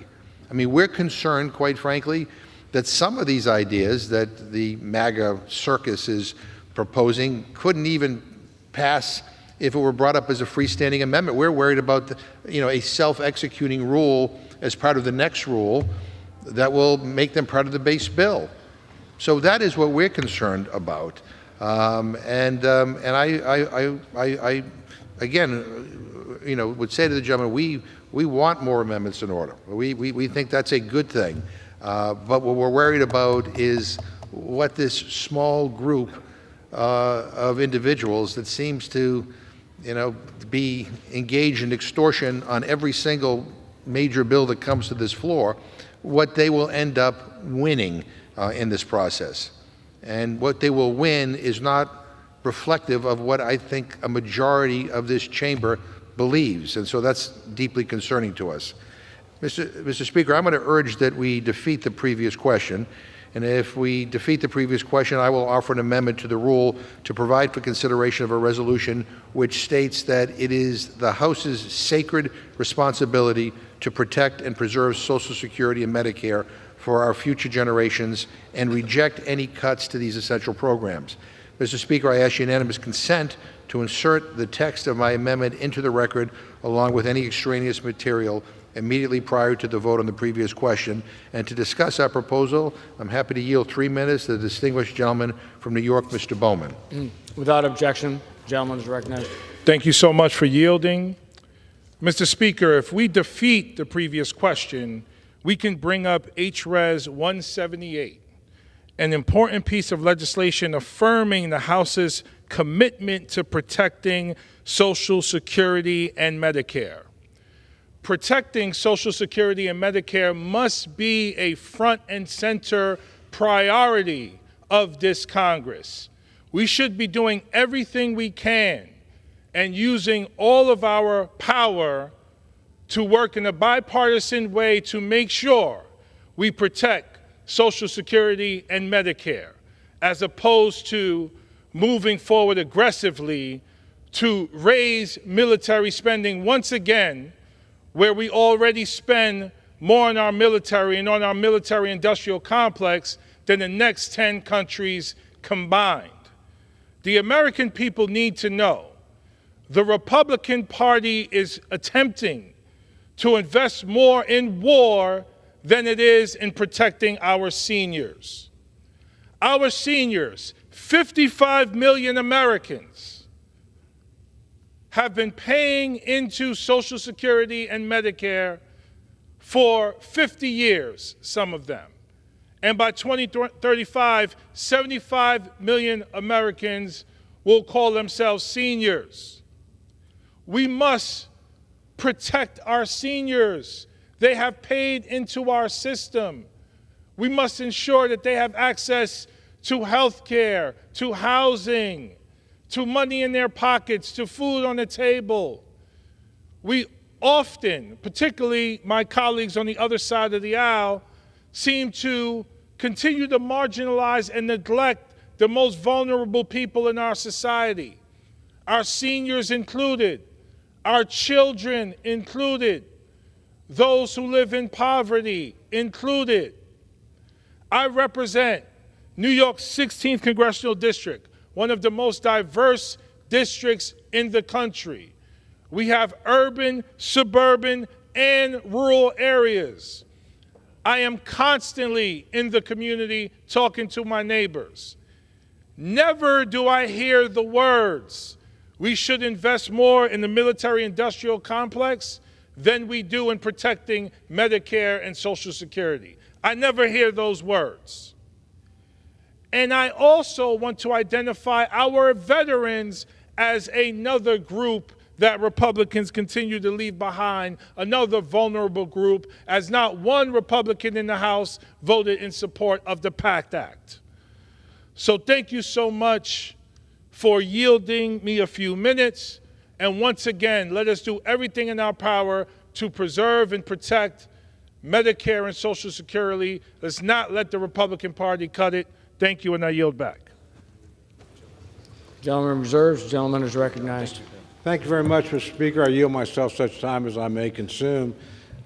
Just want to state for the record, I certainly have no objection to defending Social Security and Medicare. As a matter of fact, for I think 6 Congresses in a row, I have introduced legislation. It was originally drawn up with my good friend John Delaney, former Democratic member, on doing just that, on trying to save Social Security. And what we proposed is what we did back in 1983 that actually worked, extended the life of Social Security for almost half a century, which would be to actually, let's do a commission, let's make a set of reasonable reforms. I would put revenue on the table, personally. I think that has to be part of it. It certainly was then. But again, my friends haven't been very serious about reforming Social Security, in my view. And to be fair, I don't think anybody has been. We've been trying to get people to look at this problem for a long time. I would invite my friend from New York or any of my Democratic colleagues to look at what we've proposed. Again, it proposed originally with a Democratic co-sponsor, and think, because it's the only way we're going to get there. It's going to have to be a bipartisan sort of deal. That's what Ronald Reagan, Tip O'Neill, and Howard Baker did back in that time frame.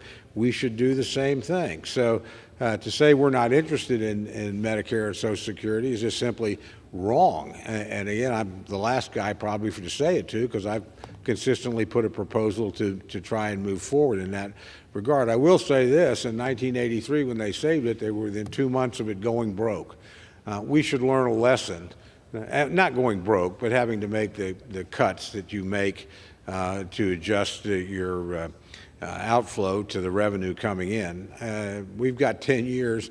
We ought to take care of that. Unfortunately, not enough people seem to be interested. That includes the President of the United States, who back in 1983 actually voted for that commission to be created and then voted to accept its recommendations. The current White House says it doesn't want to do any commissions, and it politicizes the issues. I see this on both sides of the aisle, Mr. Speaker, where people tell us they want to protect Social Security. Well, if you want to protect it, you're going to have to legislate on it, because it's steadily becoming less solvent over the years. Also, to my friend from New York's remark about the focus on military spending, I just would point out to the House the total budget in the NDAA that's proposed this year is actually the one the President recommended.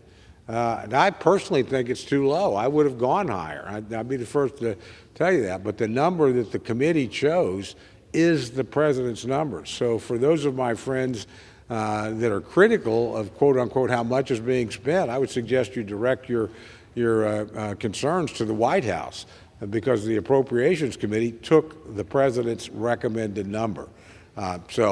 Again, if we think we're misfocused, your first argument is with the President of the United States, not with your colleagues on the other side of the aisle. With that, Mr. Speaker, I would reserve the balance of my time.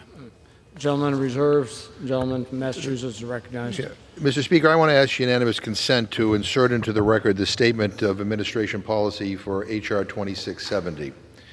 And the administration supports this bill as it's written, but the statement also notes several concerns that the administration has with the bill, which they hope Congress will work with them to address. And House Democrats, are going to do what we can to fight against any attempts to push the bill to the extreme MAGA fringes. And as I was saying earlier, we have no objection to making more amendments in order. Again, when I was the chair of the Rules Committee, we made a lot of amendments in order to the Defense Authorization Bill. But let me give you an example about some of the people who are not thinking in reality here. Last night we had a member come up, Republican member come up and testify about an amendment to withdraw us totally from NATO, a critical alliance between Europe and North America created after World War II that provides massive social, economic, and political benefits to its members in the face of an aggressive adversary. I mean, my Republican friends are, have their heads in the sand if this is the kind of thing that they think will make our country more safe. And this is exactly the kind of amendment that the fringe elements of the MAGA circus, are supporting. And by the way, the author of this amendment, she isn't extreme enough for the Freedom Caucus. They want her out of the Freedom Caucus because she's not pure enough or not extreme enough. I mean, I request unanimous consent to insert into the record an article from Foreign Policy entitled "Why Americans Still Need NATO." Without objection. Yeah. So we are really worried about where this is headed. The amendments that are contained in this first rule, most of them, I think, will, if not all of them, will probably pass with bipartisan support. Many of them are not controversial at all. It is what's coming next that has us concerned.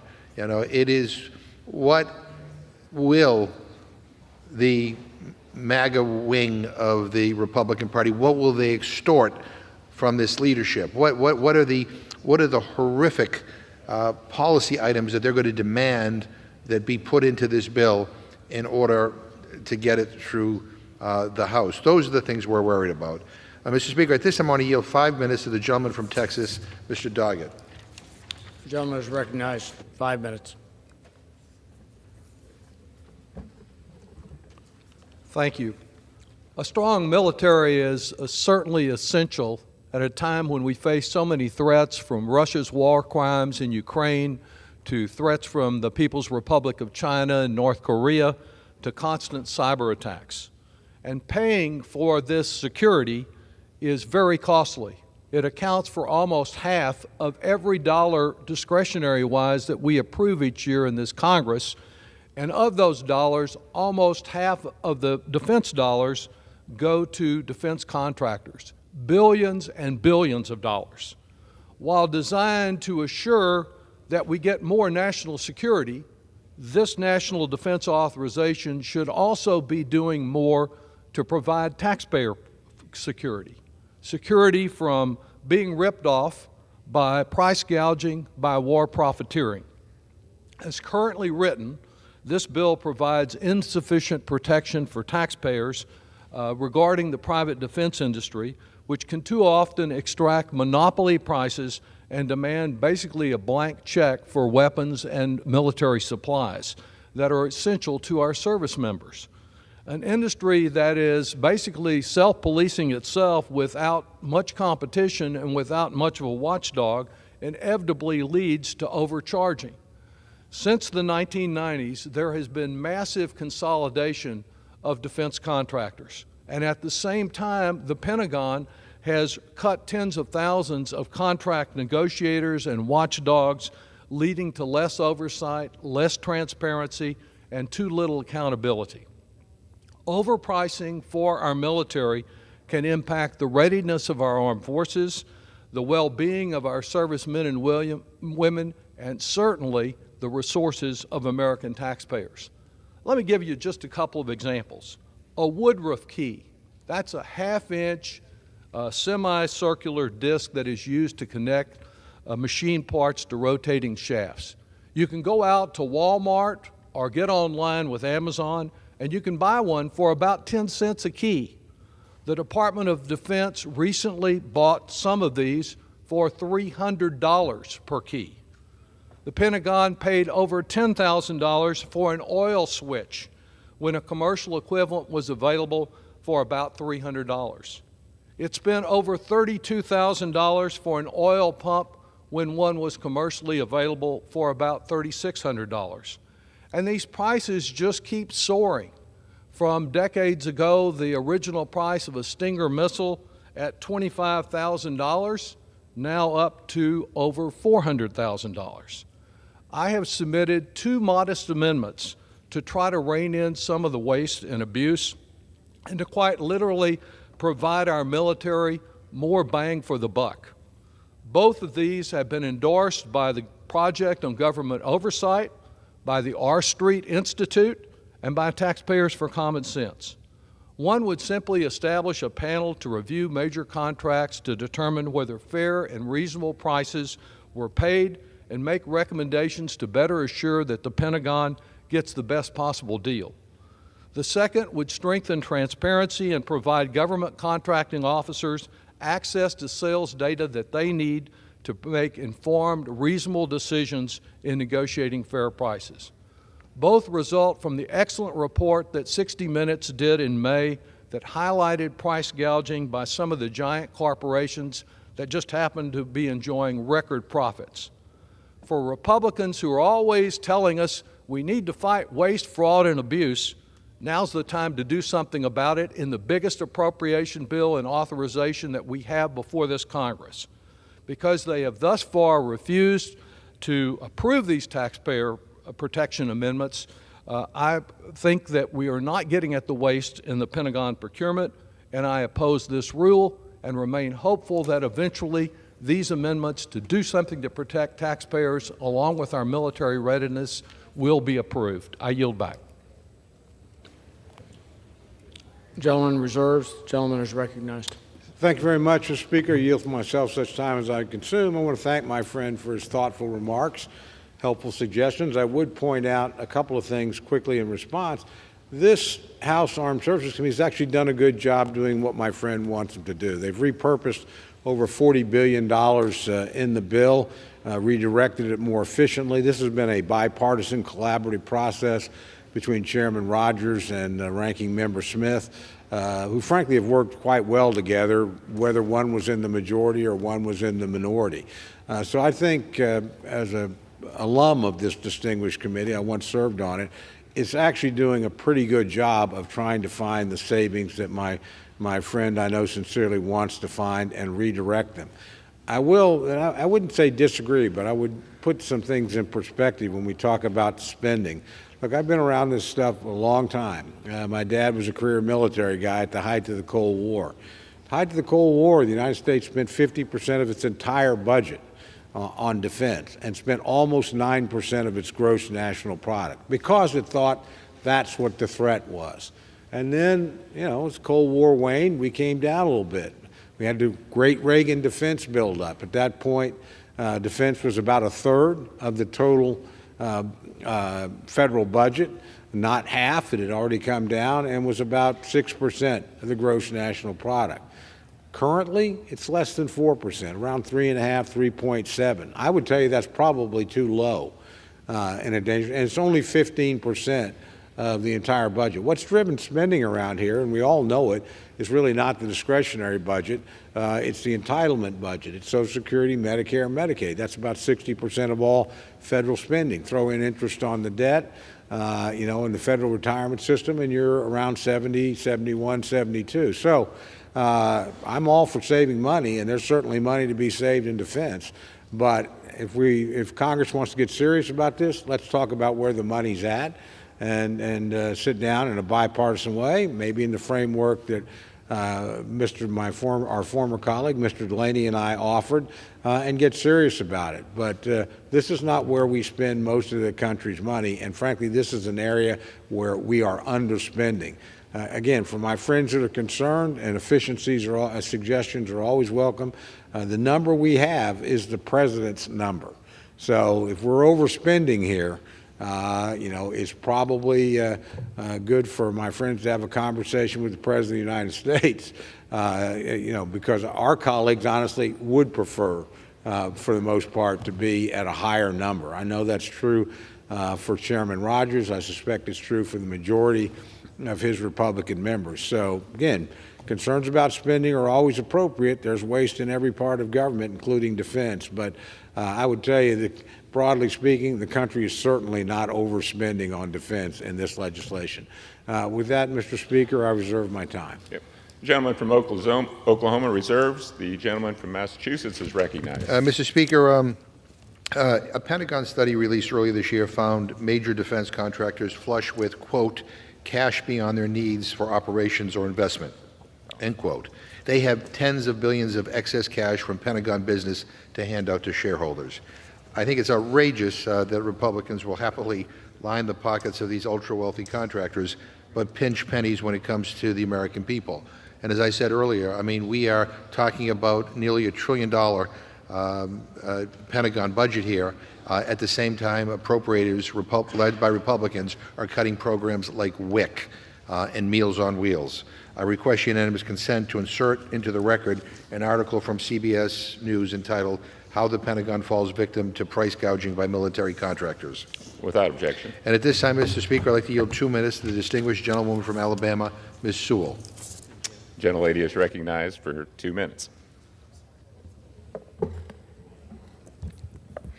Thank you for yielding.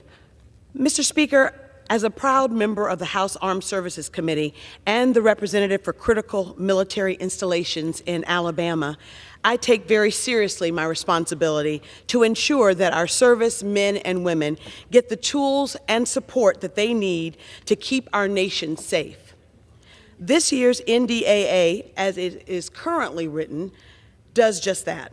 The bill will help modernize Alabama's Air National Guard facilities and support leadership training at Maxwell Air Force Base in Montgomery, Alabama. It also includes record funding to support research at HBCUs and makes significant investments in the health and well-being of our service men and women and their families. While I voted to pass the NDAA out of committee last month, I remain very concerned that my Republican colleagues are trying to push poison pill amendments, amendments focused on culture wars and not unity, but division, and not Social Security or Medicaid or national security. For 61 years, Congress has passed the NDAA with the bipartisan support. I implore my colleagues across the aisle to not break this tradition of national importance. Every year since I came to Congress, I was able to vote for the NDAA. I'm not sure that I can this year if we get those poison pills in. I really implore my Republican colleagues to keep the NDAA intact as it was from the committee. And I will vote against the rule, but hope to be able to vote in favor of the bill. Thanks. Gentlelady yields back. Gentleman reserves. Gentleman from Oklahoma is recognized. Mr. Speaker, I reserve. Gentleman reserved. Gentleman from Massachusetts is Can I ask recognized. the gentleman how many more speakers he has on his side? I have no more speakers. I'm prepared to close whenever my friend is. All right. Mr. Speaker, I yield myself the remaining time. Mr. Speaker, more ridiculous Republican infighting, wasting more time. That's what this is. They're bickering on everything, from spending levels to whose bill gets on the floor when, distracts from the other very real work that Congress has the opportunity to do here. We should also be working to protect our constituents from gun violence. There were more than 17 mass shootings this past 4th of July weekend that killed dozens of Americans. But Republicans are too busy fighting with Republicans. We should also pass bills to keep pollutants from clogging up our air and toxins from ruining our water. But Republicans are too busy fighting with Republicans. We should also do more to stop the opioid crisis and provide support for those struggling with their mental health. But Republicans are too busy fighting with Republicans. We should also make sure that every American has access to quality health care, the chance to receive a good education, or even the basic rights to housing and food, but Republicans are too busy fighting with Republicans. There is so much we should be doing, including passing this bipartisan defense budget. But Republican leadership is busy trying to cater to every whim of the MAGA circus. And I'll say it again, Kevin McCarthy may be the ringleader, but the clowns have taken over. It's no way to govern, and it continues to set a deeply dangerous precedent for how this body conducts business moving forward, including with the appropriations process. But I just want to explain to people like why we are here right now and why we are in this situation. You know, we have passed a defense budget, a defense bill by huge margins almost every year for the past 63 years, every year. And yet here we are, with this kind of stalling of moving the full bill forward because a small group of people who call themselves the Freedom Caucus, have basically said that they will block passage of this bill if the Republican leadership doesn't cave to every one of their demands. I mean, they call themselves the Freedom Caucus. I don't know. It seems like a strange name because, I mean, are they for the freedom for people to read whatever books they want in a library? No. Are they for the freedom of women to be able to control their own bodies? No. Are they for the freedom for people to love who they want in this country? No. Are they for the freedom to protect people from gun violence in this country, as we see the number of incidents involving guns in this country just rise at this alarming rate? No. I think the only thing they're pro-freedom about is the freedom to harass the Republican leadership, the freedom to extort the leadership to cave to their ideas that, by the way, are deeply unpopular, not only in this chamber that is sadly controlled by Republicans, but views and ideas that are deeply unpopular throughout this country. And I get it. They threaten the Speaker by saying that we will move to vacate the chair, we will move to oust you as Speaker if you don't do everything we say. When they say jump, they want the Speaker to respond by saying, how high? And this is a bad way to run this Congress. This is not what the American people expect from the House of Representatives. They certainly don't want ideas that are so extreme, so to the fringe, being shoved down their throats. So at some point, the Speaker has to stand up to these people. At some point, he has to say no. At some point, he has to make it clear that what they are asking is beyond the pale, is not only not good policy, but it is bad for this institution and it is bad for this country. But that's why we're here. We don't know when Rules Committee will meet again. We don't know whether we're going to meet again this afternoon, tonight, tomorrow. We had one member of the Freedom Caucus say, well, we can meet in August or after August. So this notion of everything being held hostage because of a small group of right-wing extremists just has to stop. And we're about to approach appropriations season. I don't know how the hell you're going to get appropriation bills through here with some of the stuff that's being forced onto those bills and some of the cuts that are being forced. As I said earlier, cuts in programs like WIC, Women's, Infants, and Children's Program, Meals on Wheels. I mean, really? That's the priorities of this Republican majority? This has to stop. This has to stop. And so, stay tuned, everybody, how this all plays out. But we don't know whether we're going to finish this bill this week or whether it will be next week or sometime into the future. But this is not the way Congress should be run. And certainly, I would urge the Speaker to stand up to this small group of fringe lawmakers who are trying to extort unreasonable demands from him that are not in the interests of the people of this country. So with that, Mr. Speaker, I urge a no vote on the previous question because I believe it is important that we make it clear we don't want cuts in Social Security and Medicare. I urge a no vote on the rule. And again, I hope and pray that my friends can get their act together in the very near future so we can actually move forward with a debate and a final determination on where people stand on this bill. I yield back. Gentleman yields back. The gentleman from Oklahoma is recognized. Thank you, Mr. Speaker. I yield myself the balance of my time. Closing, I want to thank my friend, as always, for a thoughtful and robust debate. We covered a lot of ground. A lot of it didn't have a lot to do with defense. We talked about Social Security for a while. I'm delighted to see my friends are worried about the state of the Republican majority. I think it'll do fine. And while the process, as always in Congress, can look from the outside as chaotic or sometimes contradictory, the reality is we tend to work toward things, and we've gotten this bill done for 62 years in a row for a reason. And it didn't matter who was the majority and who was the minority or what the administration was. I suspect the thing is going to happen this way again this time. And along the course of that, we will have a robust debate. And there will be things, today we'll be mostly talking about things honestly we agree on, as we know. And that's a good thing. There will be things we disagree on, and that's fine too. And I remind my friends on my side of the aisle that winning here isn't necessarily winning.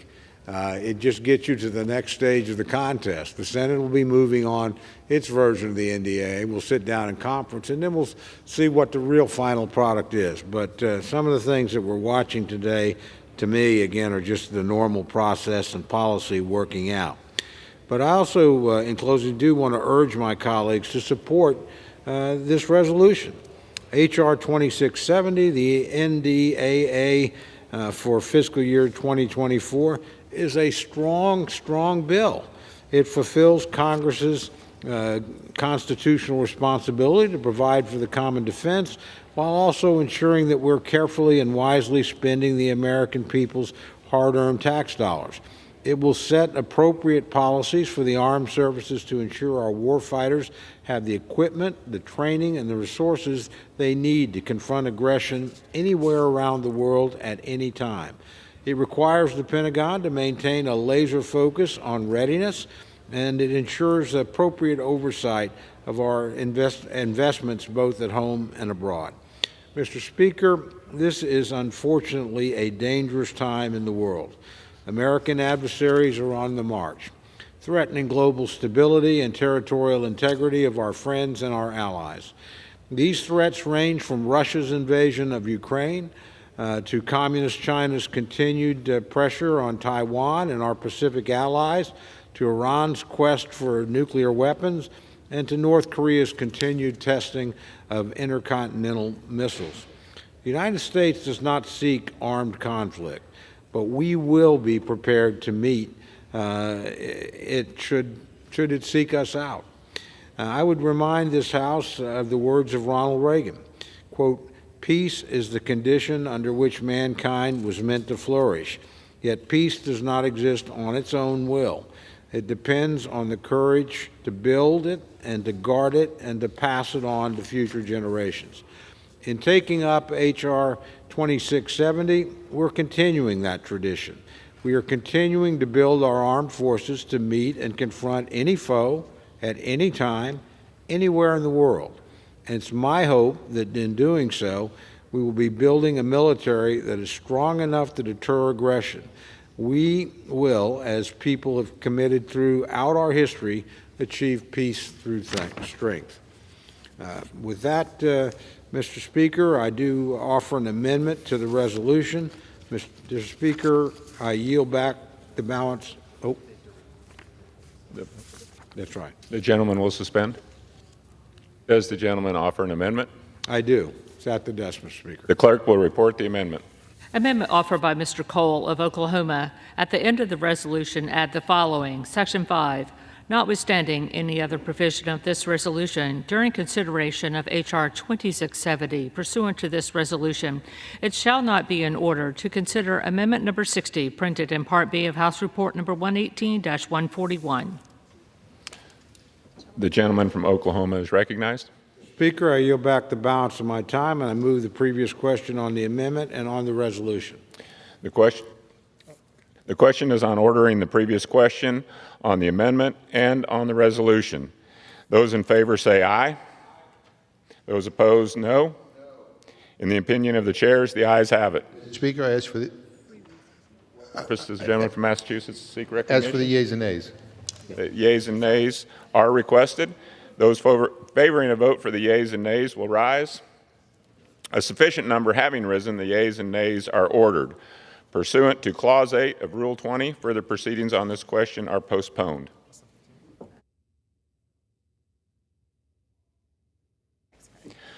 Pursuant to Clause 12A of Rule 1, the Chair declares the House in recess for a period of less than 15 minutes.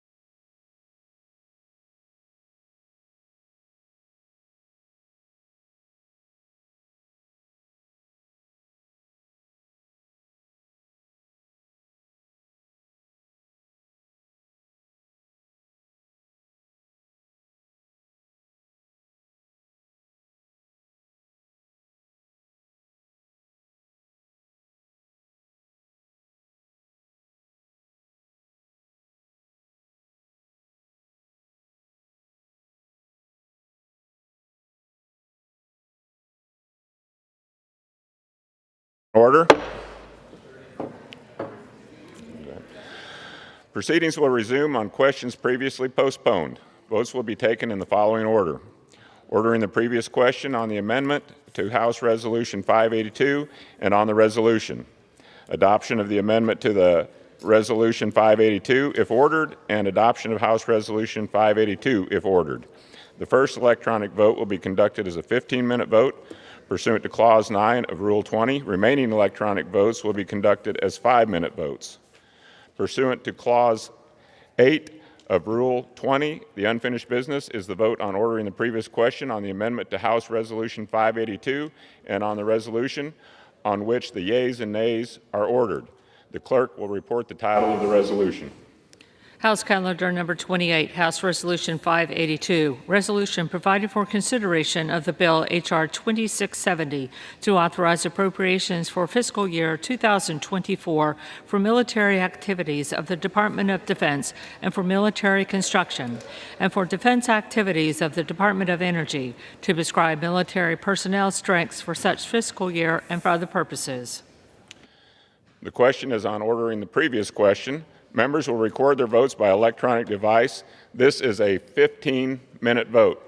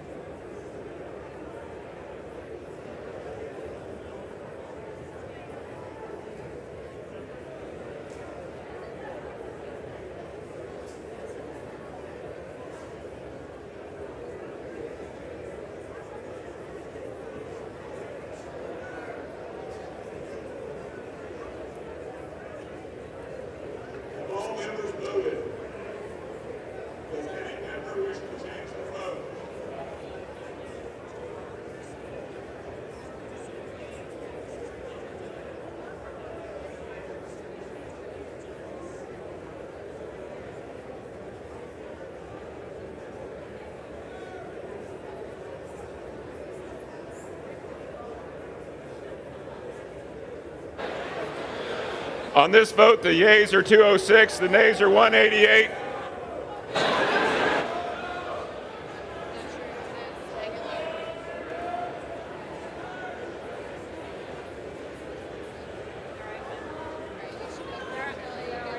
They're already open.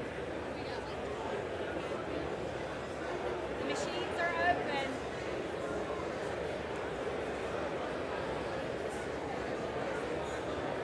The machines are open. Aguilar.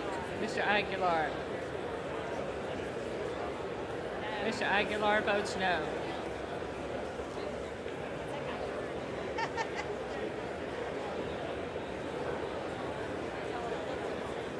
Mr. McHenry. Mr. McHenry votes aye. Ms. Davids of Kansas. Ms. Davids of Kansas votes no. Mr. Van Drew. Mr. Van Drew votes aye. Mr. Trone.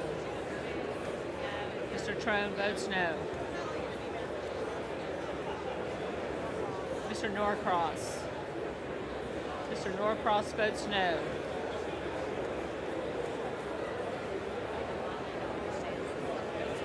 Mr. Gosar. Mr. Gosar votes aye.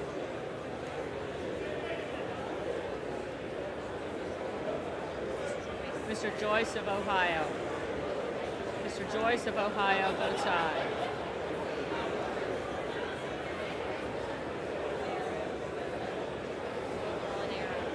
Mr. Molinaro. Mr. Molinaro votes aye. Mr. Buck. Mr. Buck votes aye. Mr. Gomez. Mr. Gomez votes no.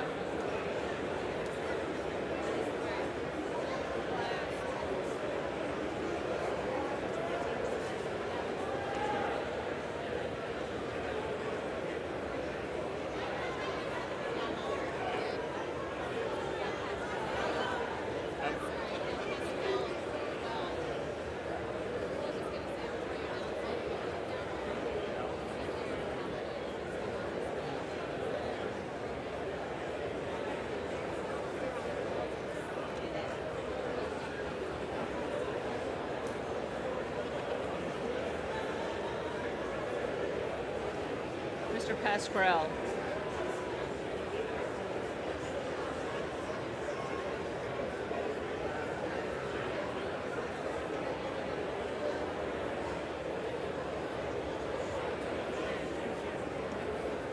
Mr. Pasquarel votes no.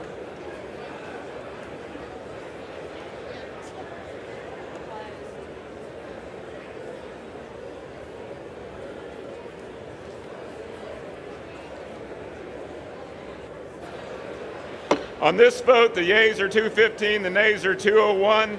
The previous question is ordered. Gavel again. The question is on adoption of the amendment offered by the gentleman from Oklahoma, Mr. Cole. Those in favor say aye. Those opposed say no. The ayes have it. The amendment is adopted. Mr. Speaker, for what purpose does the gentleman from Massachusetts seek recognition? I ask for a recorded vote. A recorded vote is requested. Those favoring a recorded vote will rise. A sufficient number having risen, a recorded vote is ordered. Members will record their vote by electronic device. This is a 5-minute vote.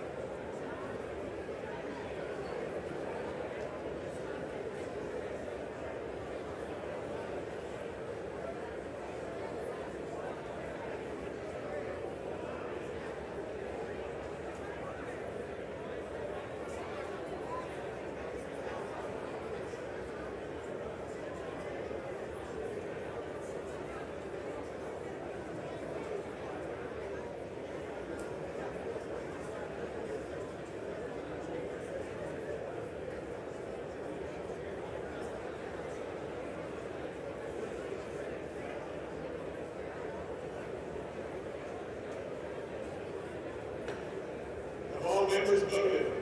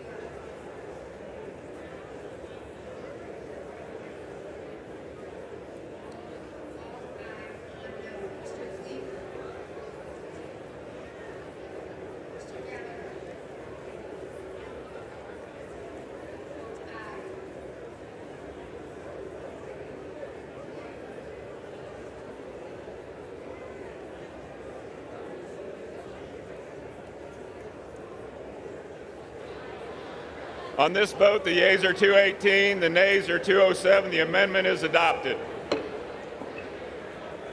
The question is on adoption of the resolution as amended. Those in favor say aye. Those opposed say no. No. The ayes have it. The resolution is adopted. Mr. Speaker, For what purpose, the gentleman from I'm going to ask Massachusetts? for a recorded vote, please. A recorded vote is requested. Those favoring a recorded vote will rise. A sufficient number having risen, a recorded vote is ordered. Members will record their vote by electronic device. This is really a 5-minute vote.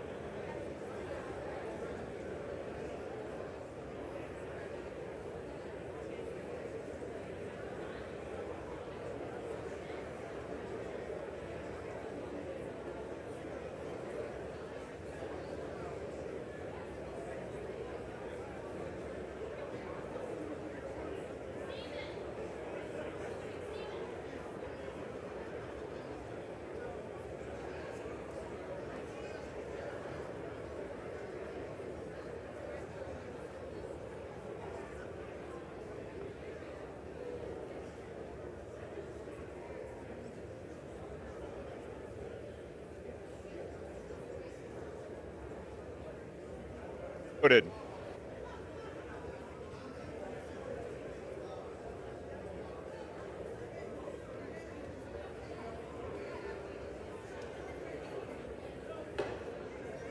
Have all members voted?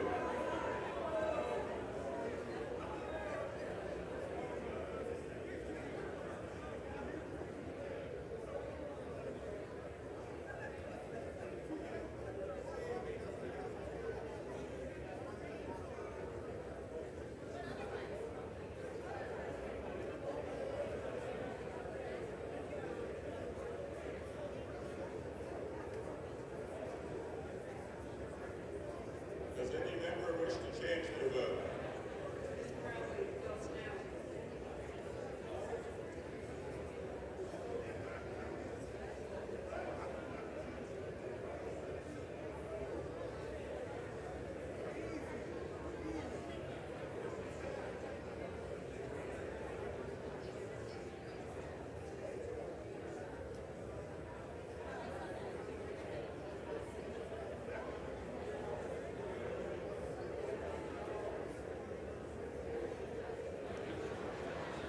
On this vote, the yeas are 217, the nays are 206, 207. The resolution is adopted. Without objection, the motion to reconsider is laid upon the table.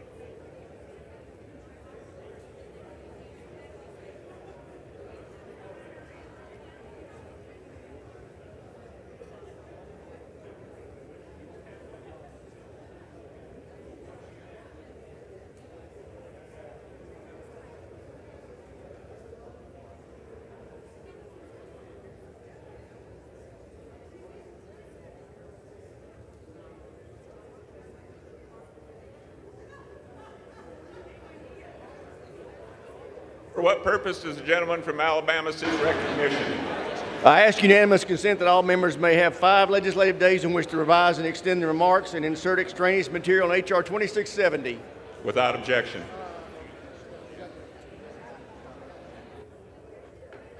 The House will be in order.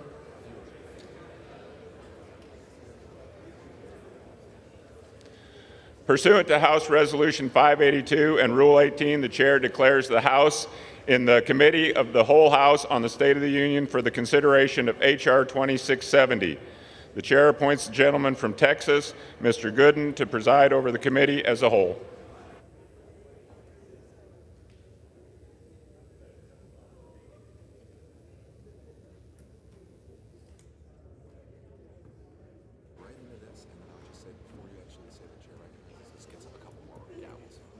Start at the top. The House is in the Committee of the Whole House of the State of the Union for the consideration of the bill H.R. 2670, which the clerk will report by title.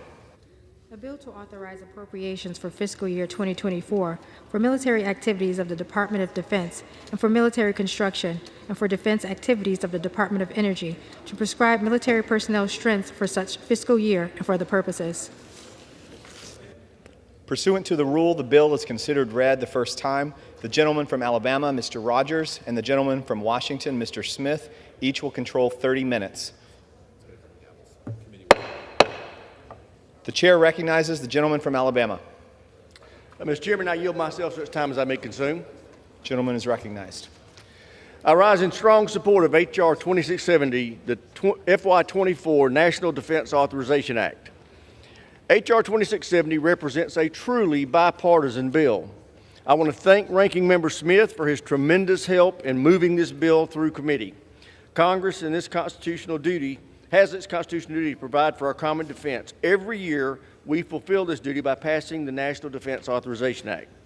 The FY24 NDAA provides our warfighters the resources and authorities they need to provide for the defense of our nation and the security of our allies around the world. That's critical because the threats we face today are more complex and serious than they've been at any point in the last 30 years. Topping that list is an increasingly aggressive China. Ranking Member Smith and I recently led a bipartisan delegation to Taiwan, Japan, and the Philippines. What was clear from our meetings was that the threat posed by the Chinese Communist Party is real and represents the most pressing national security challenge we've faced in decades. The FY24 NDAA was built with that underlying goal of deterring the Chinese Communist Party in mind. It provides new authorities and speeds the fielding of innovative new technologies like artificial intelligence and hypersonics that will give us the advantage in a conflict with China. It strengthens our security partnerships with Taiwan and other Pacific allies. It fully funds and expedites the modernization of the nuclear deterrent. It builds a stronger and more capable missile defense. It protects the U.S. military bases, critical infrastructure, and academic research from Chinese encroachment and espionage. It builds the logistics networks that the Pacific military needs to carry out the operations against China, and it includes new authorities to retool and revitalize the industrial base to ensure they can deliver the systems we need to prevail in a conflict. Reorienting our defense to deter the threat from China will be an expensive endeavor, but we acknowledge there are limits on what we can afford to spend. That's why this NDAA is hyper-focused on rooting out waste in the DoD. If weapon systems are not responsive to the threats we face, we cut them. In fact, the NDAA includes nearly $40 billion in savings from cutting systems that can't survive in a conflict with China and by reining in programs that have grown out of control. We also require the DoD Inspector General to review major defense programs for waste, and we create a new Special Inspector General to oversee all Ukraine aid. In the face of growing threats from China, it is critical we restore the military's focus on lethality. The FY24 NDA does so by bringing to an end divisive policies implemented by this administration that have hurt recruiting, unit cohesion, and military readiness. While I believe this will go a long way toward resolving the recruiting crisis we face, we also need to improve the quality of life for our service members and their families. The NDA does that by providing for the largest pay raise in 30 years and authorizes bonuses for junior enlisted personnel. It increases allowances for housing and basic needs to counteract the growing cost of food and housing. It authorizes $200 million more than the President requested to build new barracks and family housing. The bill expands access and significantly reduces the cost of child care for military families. It makes it easier for military spouses to find jobs when service members transfer stations. And finally, it improves the quality of military health care, especially mental health services for our service members and their families. This bill passed out of committee 58-1. That is the definition of a bipartisan bill. It will enhance congressional oversight of DoD, it will improve the quality of life of our service members, and it will help build the ready, capable, and lethal fighting force we need to deter the Chinese Communist Party and our other adversaries. I urge all members to support it, and I reserve the balance of my time. Gentleman reserves, and the gentleman from Washington is recognized. Excuse me. Thank you, Mr. Chairman. I yield myself 4 minutes. Gentleman is recognized. Well, I really want to agree with Chairman Rogers. This is a very strong bipartisan bill, and it reflects the process that we go through every year in passing the National Defense Authorizing Act. We had a great markup in committee. It, too, was a bipartisan process. We considered, at least 1,000 different amendments and ideas that were brought to us by members from across the committee. We had very good debates on those amendments, and we came out with what I think is an excellent bipartisan product. I really want to thank Chairman Rogers in his first year as chairman. He's done an outstanding job of being inclusive of all of us in producing a great bill. I also want to thank the staff. Members sort of throw the ideas out there. The staff is the ones that have to sort through them, turn them into amendments, negotiate to try to get it done. And we are blessed with an outstanding staff on the Armed Services Committee. Very much appreciate their support. Just want to start by really emphasizing one of the last points that Chairman Rogers made on accountability and efficiency within the military. The Department of Defense is a very large bureaucracy. We will never completely eliminate any wasteful decision, but we are absolutely focused on doing the best we can. This bill reflects that, to try to make sure that we are getting our money's worth for the systems and programs that we are funding. I think the chairman's done a great job of leading on that. We are working towards getting a full audit of the Pentagon. We are auditing piece by piece and empowering the Inspector General to make sure that we do a better job of spending the taxpayers' dollars. Overall, the NDAA weaves 3 basic things into it. Number 1, and most importantly, is support for the men and women who serve in our military and their families. Without this bill, crucial programs will be lost that provide that support. We offer bonuses and other incentive pay. We increase the basic housing allowance. There are all kinds of issues that go towards the basic necessities that the men and women in the military and their families need that support them. That doesn't happen without this legislation. We have mentioned, and I will mention again, the importance of recruitment and retention. That is one of the biggest issues. Are we supporting the service members and their family? This bill is the opportunity that we as members of Congress have to make sure that we are doing that as a body. The second big issue is modernizing the military. The chairman mentioned this as well. In the modern battlefield, technology, new innovations are crucial. It is changing constantly and needs to be updated. The Pentagon historically has not been great at fielding new technologies quickly. We put a variety of different provisions in there to help incentivize that and move them towards doing that. The modern battlefield is about information systems, missiles, missile defense, drone, and counter-drone. We need to have the best in all of that. We need to innovate. This bill helps get us there.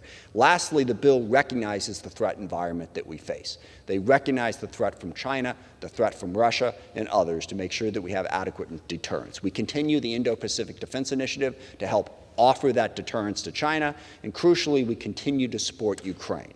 And I just want to emphasize that last point. You cannot be legitimately concerned about the threat that China poses and not be willing to support Ukraine. If Putin and Russia are able to do what they want to do in Ukraine, that gives a green light to President Xi and China to do the same thing elsewhere. Russia must be defeated in Ukraine. A sovereign, democratic Ukraine must survive for our vision, our country's vision, of what national security should be for the globe. You can't do one without the other, and I hope we will do both. So I think this is a very strong bill. Now, I support the bill as it's currently before us. The amendments that are in front of us are going to be debated one way or the other. I will still support the bill after that. As we all know, that's not the end of the story here. There is a second rule allegedly coming. I sincerely hope that the majority prioritizes getting this bill done over the certain views of a small number of extreme members. We got a good bill. Let's pass it. Let's not mess it up. I urge support for this piece of legislation, and with that, I reserve the balance of my time. The gentleman from Washington reserves. The chair recognizes the gentleman from Alabama. Thank you, Mr. Chairman. I'd now like to yield 2 minutes to my friend and colleague from Virginia, the Vice Chairman of the full committee, Mr. Whitman. The gentleman is recognized. I thank the chairman for yielding, and thanks, Mr. Chairman. 14 hours and 16 minutes. after considering over 1,000 amendments, that is the amount of time that it took to mark up the National Defense Authorization Act late last month in committee. The final vote was a resounding 58-1 to favorably report the bill. Chairman Rogers and Ranking Member Smith should be rightly congratulated on delivering this bipartisan bill to the floor today.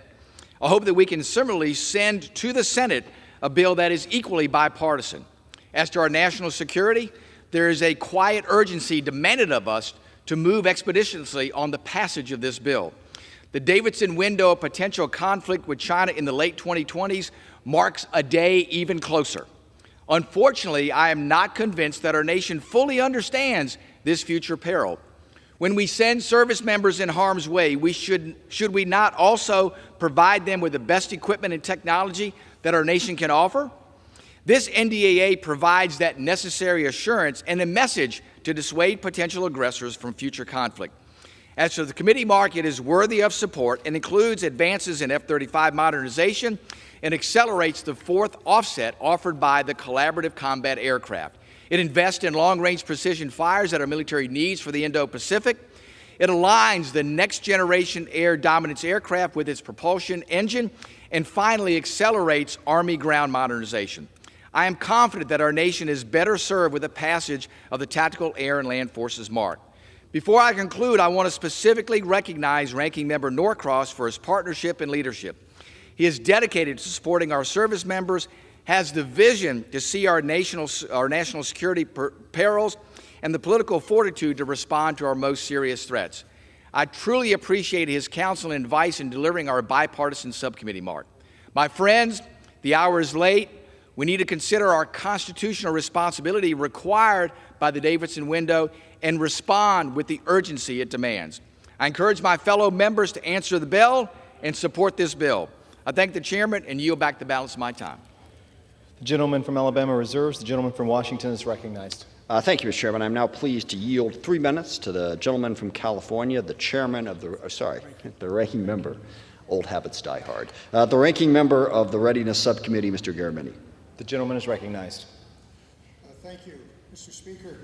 I'd like to particularly thank Chairman Rogers and Ranking Member Smith for their leadership of the committee and the work that's been done, and a special shout out to Chairman Waltz, with whom I had the pleasure of working on the subcommittee, on the Readiness Subcommittee report. Throughout the creation of this bill and the previous 4 bills, the subcommittee has focused on our core mission, ensuring America's military service members have the resources and training to execute their missions and return home safely to their family. This bill advanced from the subcommittee, made great strides to improve the housing, child care, barracks for the service members and their families, develop resilient installations capable of withstanding the challenges of natural events, reduce the consumption of petroleum fuel, and address the impacts of climate change while ensuring our forces are prepared to face the challenges and threats wherever and whenever they may arise. There are, of course, still areas for improvements. We must do more to fully factor sustainment and maintenance into everything we do. We cannot be distracted by the purchase of shiny new equipment if that equipment cannot be sustained for the mission when it is needed. We must also continue to fight price gouging by defense contractors, which takes taxpayer dollars intended to equip our forces and redirects them to corporate profits. We'll continue to tackle these issues, but I remain proud of what this committee has done. I am, however, concerned that the majority has forced into this bill controversial social and political issues that do not advance our national security. These demands, which roll back efforts to ensure our military reflects our country and that it serves to prepare the military for the future, are the absolute wrong direction. I would hope that we would eliminate these divisive issues, and they would not be included in the final bill. We'll work together, therefore, to prioritize the authorizations that our armed services need and our service members and military families deserve. I yield back. Gentleman reserves. The gentleman from Alabama is recognized. Thank you, Mr. Chairman. I'd now like to yield 2 minutes to my friend and colleague from Colorado, the chairman of the Strategic Forces Subcommittee, Mr. Lamborn. The gentleman from Colorado is recognized. Thank you, Chairman Rogers. I appreciate your leadership on this legislation. I rise today in favor of the fiscal year 2024 National Defense Authorization Act. This bill prioritizes our military, safeguards their rights, and puts forward a fighting force that will stand against those who threaten the United States of America. As chairman of the Strategic Forces Subcommittee, I have had the distinct honor of working closely with my colleagues on the House Armed Services Committee on this year's NDAA. This bill fully funds modernization of our nuclear triad, establishes the nuclear sea-launched cruise missile as a program of record, prevents the Biden administration from attempting to retire any element of our nuclear arsenal, and prohibits them from sharing nuclear information with Russia until the Russians reciprocate. Additionally, the bill removes outmoded missile defense policy limitations and crucially requires and funds acceleration in our development of hypersonic capabilities. Finally, it advances our organization in military space, including with the establishment of a Space National Guard. My colleagues in the House will be pleased to know that this bill also takes significant steps to end wokeness in the military by banning critical race theory and ending DEI overreach. Our military is not a social experiment. It is a fighting force that should be empowered to prioritize these missions. To this end, the bill includes a 5.2% pay raise for service members, expands opportunities for military spouses, and expands access to child care and schools for military families. I also want to thank Representative Seth Moulton of Massachusetts for his bipartisan efforts as ranking member of the subcommittee. I encourage all of my colleagues to vote yes, and I yield back my time to Chairman Rogers. Gentleman reserves. The gentleman from Washington is recognized. Thank you, Mr. Chairman. I'm now pleased to yield 3 minutes to the gentleman from Massachusetts, Mr. Moulton, who is the ranking member on the Strategic Forces Subcommittee. The gentleman from Massachusetts is recognized. Thank you, Ranking Member Smith. I'm proud to support the fiscal year 2024 National Defense Authorization Act as passed out of the House Armed Services Committee. While this bill includes some provisions that are not in line with Democratic priorities, it does represent a truly bipartisan product that was overwhelmingly supported by our committee. I'd like to thank Chairman Rogers and Lambourne for working with me on our markup process, particularly on critical areas such as restoring funding for critical National Nuclear Security Administration efforts on nonproliferation and national missile defense policy.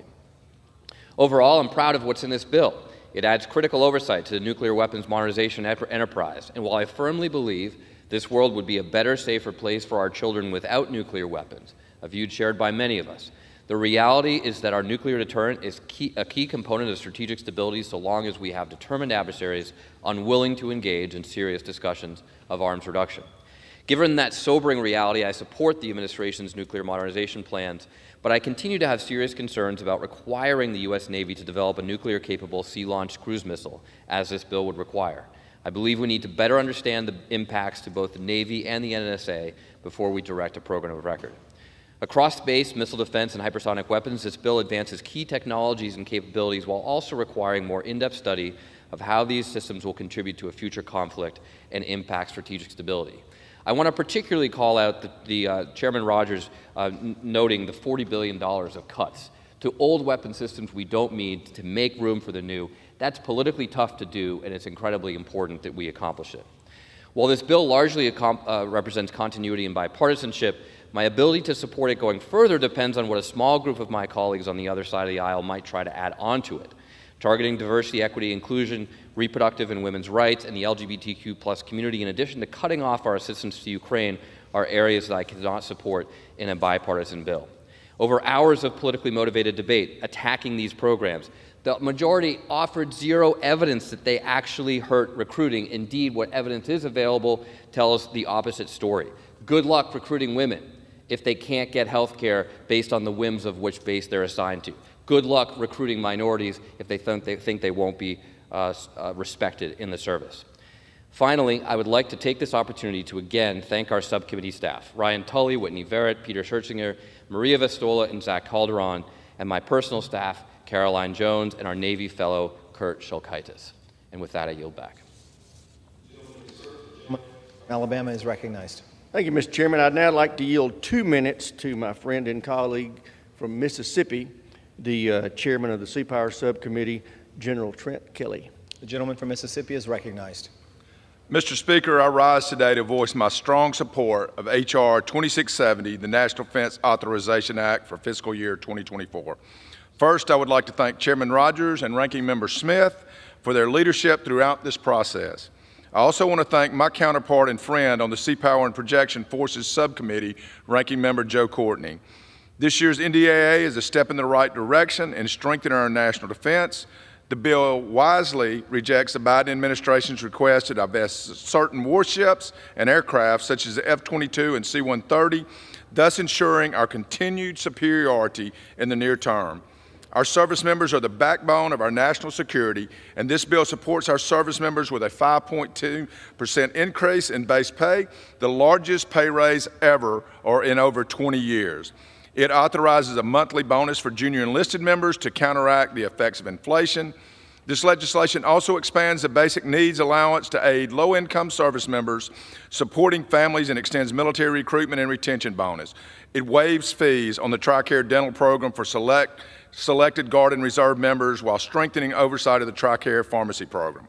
The FY 24 NDAA also provides substantial cost savings and reforms. It cuts inefficient defense programs, obsolete weapon systems, and unnecessary Pentagon bureaucracy, resulting in a saving of $40 billion for the taxpayers.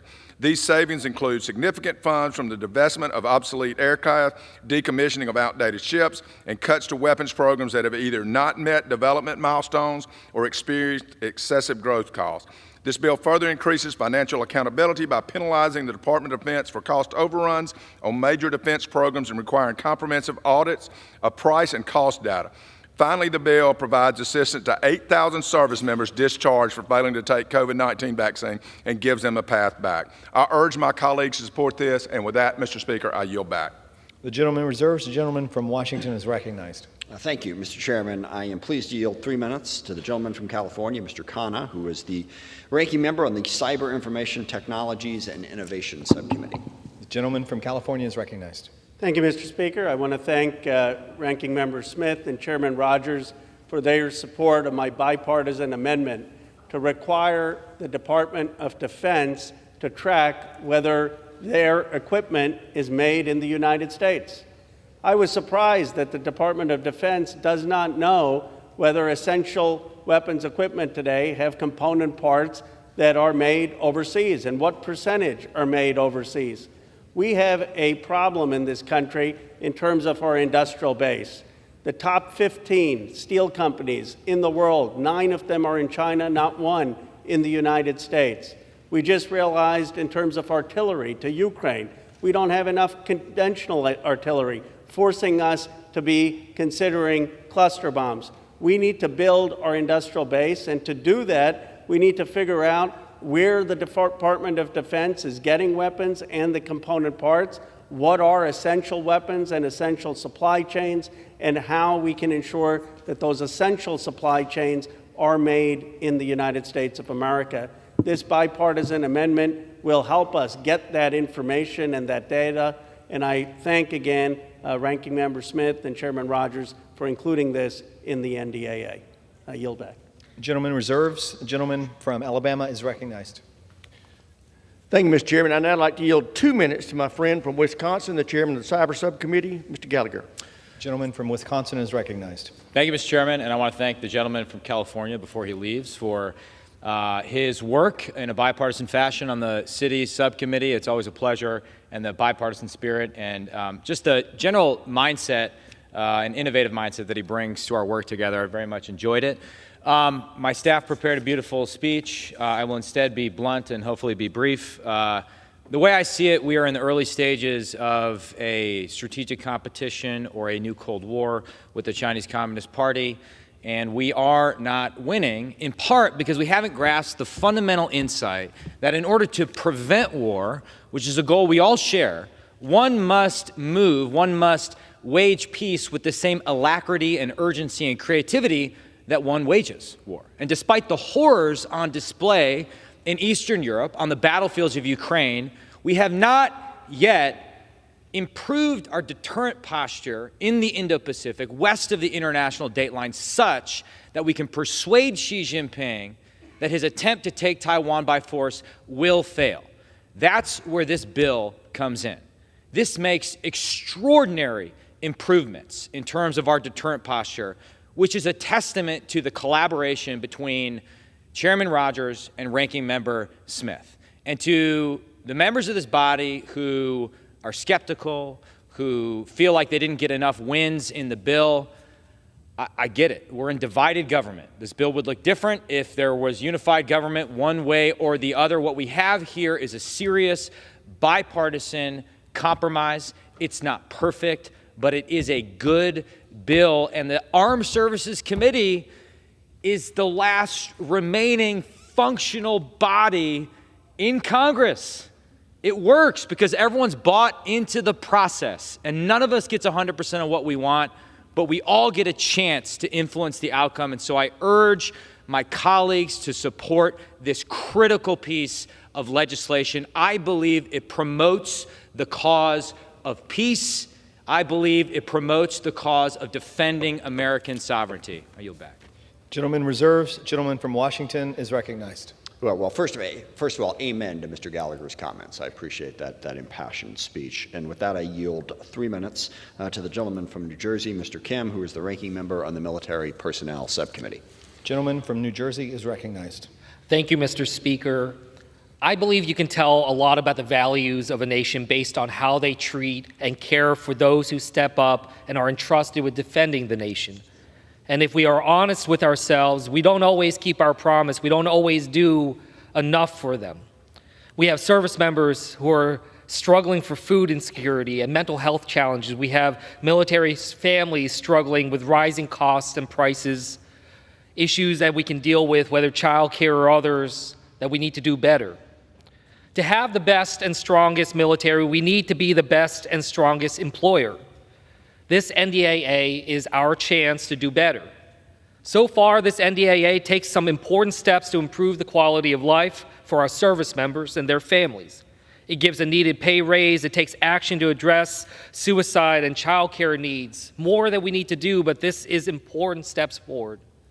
I've also seen and heard of provisions and amendments, though, that would make it harder for service members to get access to the care that they need, or to know and feel that they are welcome and supported by our military and our country. And I would urge my colleagues to oppose efforts that would do that would jeopardize some of the gains for our military families that are in this NDAA, make it harder for us to recruit for our all-volunteer force, a force that is the most diverse fighting force on this planet. As mentioned, I do believe that the last place that partisan politics belongs is in our national security, and that is something that we should fiercely protect when we're talking about this NDAA. Our military families deserve better, and this is our opportunity to show them that they are our top priority. This is our chance to pay tribute to the anniversary of our all-volunteer force by creating support to our service members that can sustain for the next 50 years. With that, I yield back the remainder of my time. Gentleman reserves. The gentleman from Alabama is recognized. Thank you, Mr. Chairman. I'd now like to yield 2 minutes to my friend and colleague from Michigan, the chairman of the Intelligence and Special Operations Subcommittee, General Bergman. Gentleman is recognized. Thank you, Mr. Speaker, and thank you, Chairman and Ranking Member, for the opportunity. To quickly amplify on Mr. Gallagher's comments, sometimes you don't know what you don't know until it's too late. And the Intel and Special Ops Subcommittee focuses on knowing things early to prevent disaster. Today, I rise in strong support of H.R. 2670, National Defense Authorization Act for the fiscal year 2024.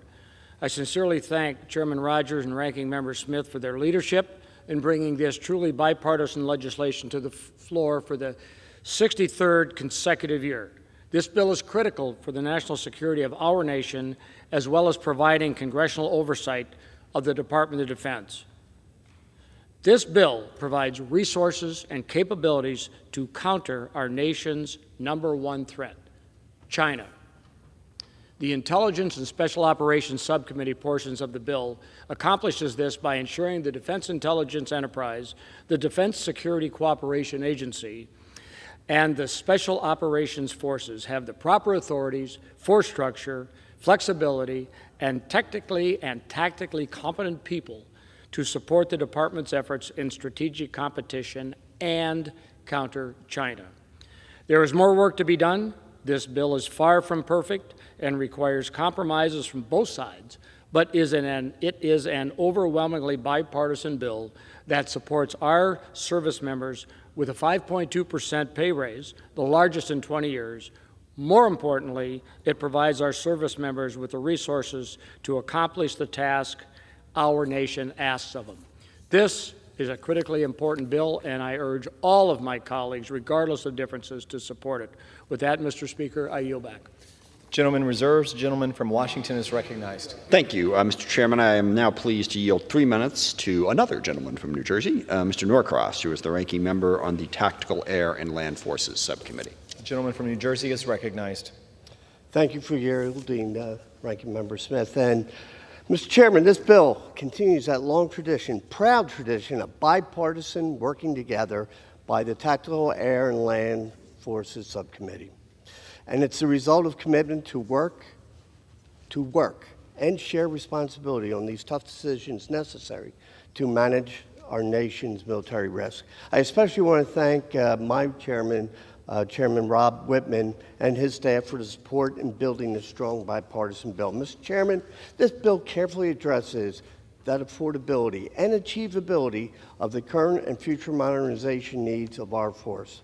At the same time, this bill continues the oversight necessary to ensure accountability and responsibility of the execution of DoD programs, including tactical strike fighters and rotary wing aircraft program, to improve that program management, reduce the operational risk, and remedy deficiencies. Certainly, we need to support the sufficient capabilities and capacities to meet current and future requirements.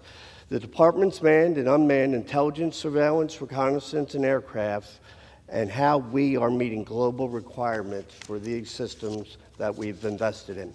Careful watch over the Army's ambitious modernization strategy and Marine Corps' Force Design 2030 with its support and its modernization. Critically important for the United States as well as our friends and allies around the world. This bill continues what we started 4 years ago, before the beginning of the Ukrainian war, to identify and buy down modernization and safety risks in our munitions industrial base.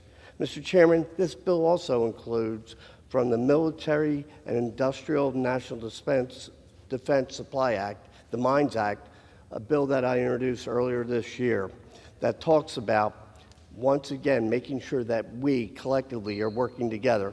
And this year, along with our most trusted allies and international partners, we are ensuring that the security of our supply chain.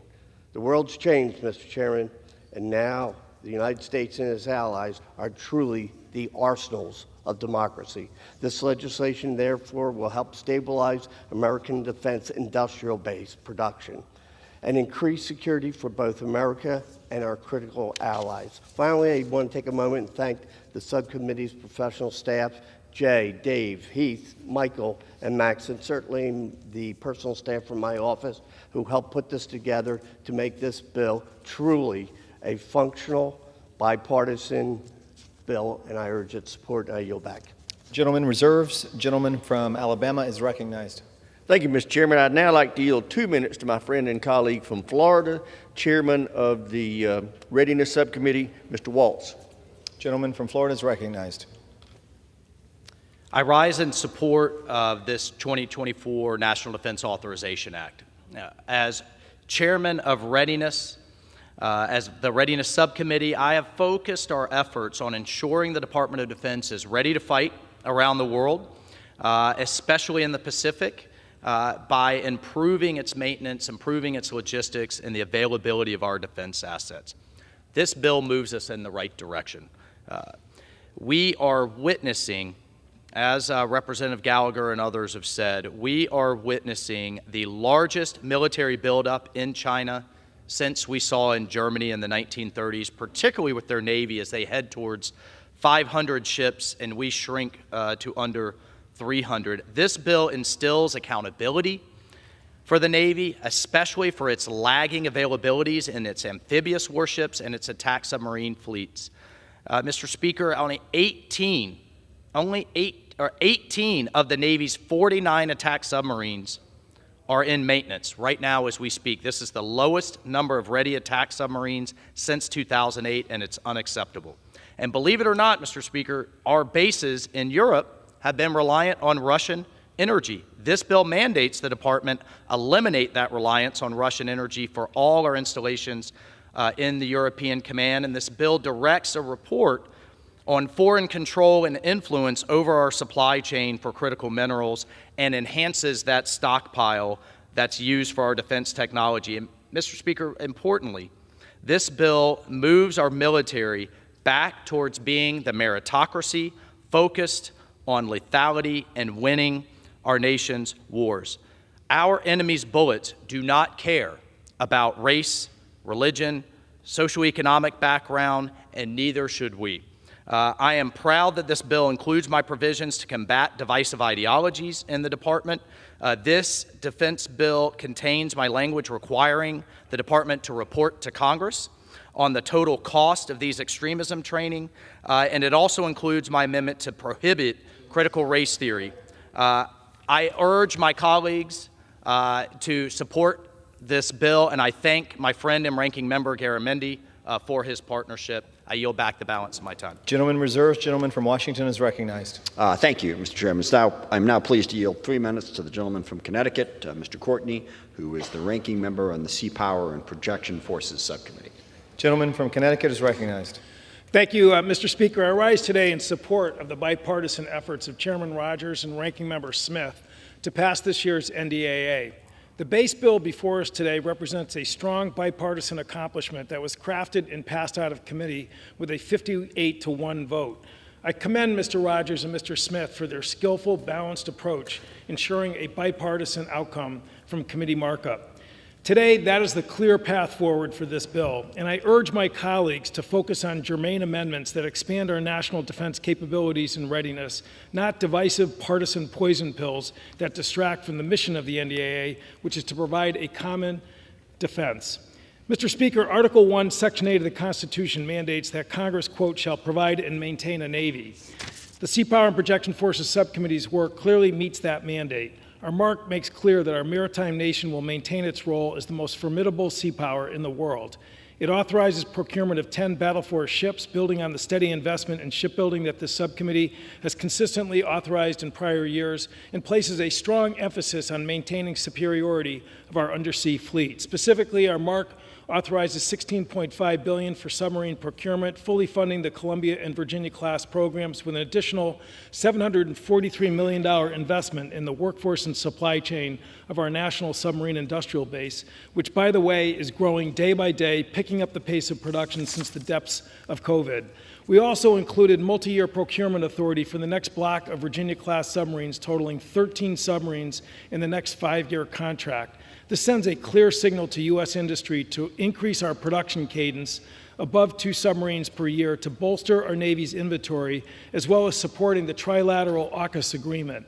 That historic measure's centerpiece calls for the U.S. to assist the recapitalization of Australia's undersea fleet with conventionally armed nuclear-powered submarines, including the sale of 3 Virginia-class submarines in the early 2030s. Adopting this measure is a healthy, serious signal of commitment to AUKUS as our other committees in Congress begin their work to act on the legislative framework necessary to execute that program. This bill also requires Navy to complete the design for a new build sea lift vessel program of 10 ships, which will be modeled after a cost-effective commercial practice now happening in real time at the Philly shipyard to boost domestic shipbuilding right here in the United States. Mr. Speaker, I'd like to thank my colleagues on the subcommittee, particularly Chairman Trent Kelly, who has been an outstanding leader of this panel and a great friend. I commend him for his bipartisan approach in his first year as chair, and that all the members have appreciated. I also want to thank the outstanding staff, Phil McNaughton, Ian Bennett, Kyle Noyes, Kelly Goggin, and Ethan Pellessier, all who have worked so hard on this bill to getting us here today.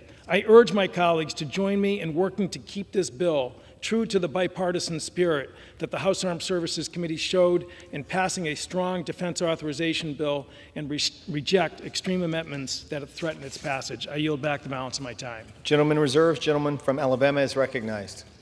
Thank you, Mr. Chairman. I'd now like to yield 2 minutes to my good friend from Indiana, the chairman of the Military Personnel Subcommittee, Mr. Banks. Gentleman from Indiana is recognized. Thank you, Mr. Chairman, for yielding, and thank you for your incredible leadership in doing everything that you can to support our troops and to keep America safe and secure. And that's why I stand here, Mr. Speaker, before you today in strong support of this bipartisan defense bill that was voted out of committee just less than 3 weeks ago.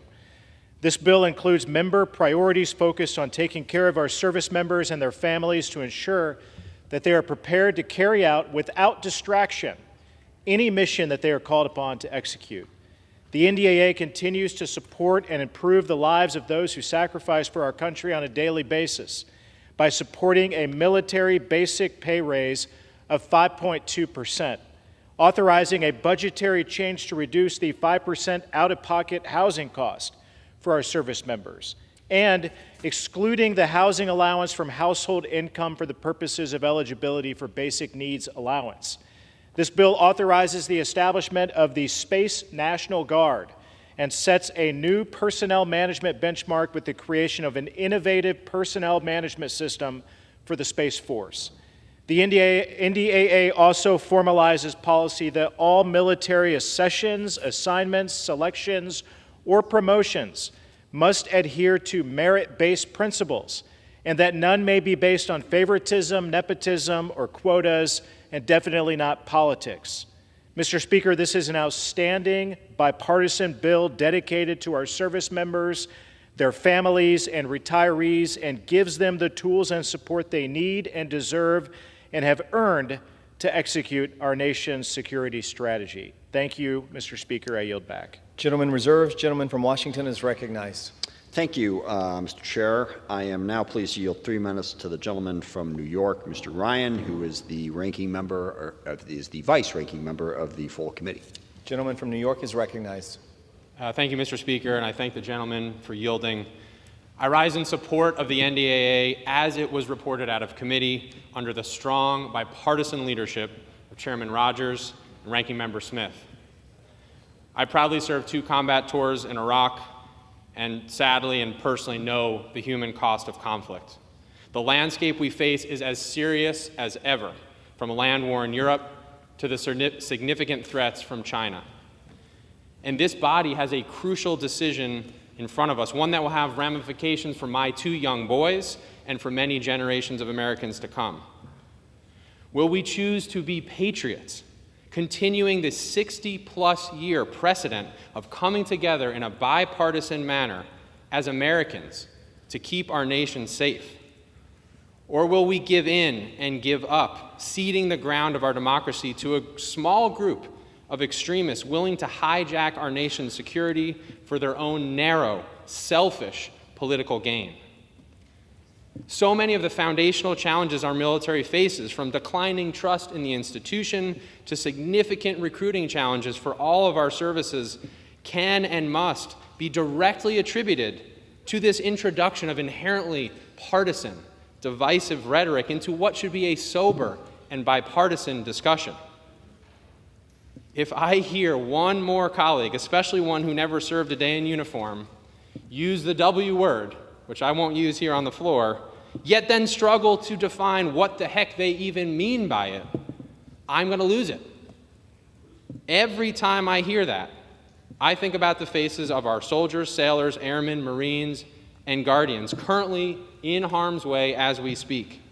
I think about the 4,000 young cadets I have the privilege of representing at West Point.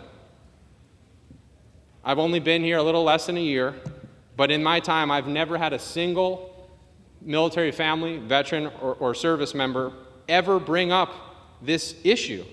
0 times, never. What they do bring up over and over, our veterans and military families, is they are proud of their service that they've done and the service they're doing.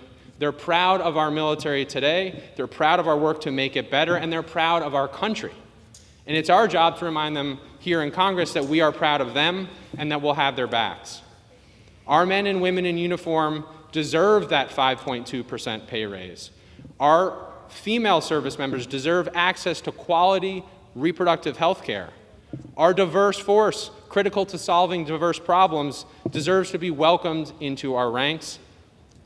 And these men and women in uniform deserve Senate-confirmed senior leaders, something that one of these extremists is currently standing in the way of. We must rise above this division. We must come together as a Congress, as Americans, as patriots, to do the right thing. And I trust that we will ultimately do so. Thank you, and I yield back the balance of my time. Gentleman reserves. Gentleman from Alabama is recognized. Thank you, Mr. Chairman. May I inquire as to how much time each side has remaining? And Alabama has 12 minutes. Gentleman from Washington has 8.5.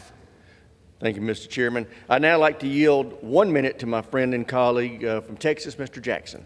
Gentleman from Texas is recognized. Thank you, Mr. Chairman.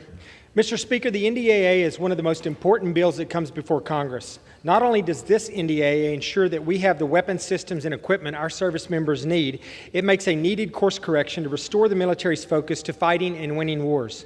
Provisions I authored scale back the administration's woke agenda, prohibit funds for ESG, and restore the apolitical nature of the attending physician to Congress. This year's NDAA also keeps the 13th Congressional District at the heart of supporting our military. The NDAA revitalizes the pilot training mission at Shepherd Air Force Base and accelerates the T-7 Red Hawk program. It provides funding for massive infrastructure improvements in the Pantex plant in Amarillo and supports Bell Helicopter's development of the new V-280 aircraft. Last, I want to give a special thanks to my defense fellow, Nate Langley, for his outstanding work in my office throughout this year. Nate is a rising star in the Air Force and has an extremely bright future in our military. Mr. Speaker, with that, I conclude, and I urge all of my colleagues on both sides of the aisle to support this NDAA, and I yield back the remainder of my time. Gentleman reserves. Gentleman from Washington is recognized. Gentleman reserves. Gentleman from Alabama is recognized. Thank you, Mr. Chairman. I'd now like to yield 2 minutes to my friend and colleague, Mr. Matt Gaetz. Gentleman from Florida is recognized. I want to thank the chairman and the ranking member for their model of good work and focus on our military. I would speak now to any House conservatives who have apprehension about voting for the NDAA.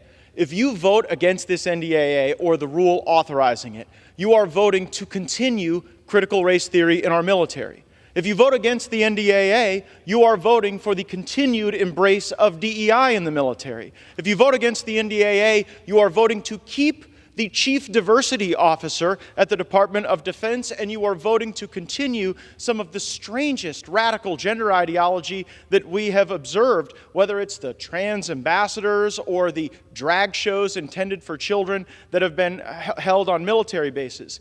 This NDAA showcases a bold embrace of the technologies that the United States will need to hold the high ground. Whether that is hypersonics, whether that is AI, this NDAA moves us away from older legacy systems that have been protected by political patronage and instead ensures that we're making the investments to vanquish every foe every time it is absolutely necessary to preserve America's interests. So if you don't want your children and grandchildren one day having to speak Mandarin as some purple-haired, genderless ideologue at the Department of Defense raises the white flag of surrender, I would suggest voting for this bill, and I'm grateful for all who have made that decision. I yield back to the chairman.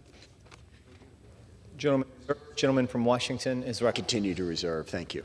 Gentleman reserves. Gentleman from Alabama is recognized. I'd now like to yield 1 minute to my friend and colleague from Missouri, Mr. Alford. Gentleman from Missouri is recognized. Thank you, Mr. Chairman and ranking member, for the hard work putting this NDAA together. I rise today in support of the National Defense Authorization Act because I am deeply, deeply concerned about the current direction of our military. We are at a critical juncture in our nation's history. This unclassified chart you see here shows the threat of Communist China Party. They're in red, we're in blue. It is a sad story. They are outpacing us at every aspect in the military. With escalating tensions in the Indo-Pacific, China's blatant threats against Taiwan, and our military recruitment falling here in the U.S., we face significant challenges. We came to Washington because we believe in America. We believe in a brighter future for our children, and we believe that we are the greatest country on earth. But our military is being weakened from within. The woke ideologies are killing confidence, killing motivation, killing recruitment, and the excellence of our military. These woke policies of diversity, equity, and inclusion, critical race theory, must stop. The enemy does not care the color of the skin of our service members and does not care what pronoun they use. We must make changes, and the NDAA starts those changes. And it starts with leaders willing to take a stand. Gentleman's time And once again, I urge all of my colleagues to support the NDAA. Thank you, and I yield back. Gentleman reserved. Gentleman from Washington is recognized. I continue to reserve. Thank you. Gentleman from Alabama is recognized. Thank you, Mr. Chairman. I'd now like to yield 1 minute to my friend and colleague from Georgia, a freshman member of the committee who's doing an outstanding job, Mr. McCormick. Gentleman from Georgia is recognized. Thank you, Mr. Speaker, and thank you, Mr. Chairman. I applaud Chairman Rogers and Ranking Member Smith and the House Armed Services Committee and its staff for crafting the fiscal year 2024 National Defense Authorization Act. I urge my colleagues to support this legislation. This was not an easy process, but even as a freshman member of the committee and as a veteran of over 20 years, I always felt my voice was heard as well as my colleagues, and that we were heard and considered. This NDAA secures the future of our military and our nation. It makes critical investments to improve the lives of our service members and give our warfighters the tools they need to meet tomorrow's needs.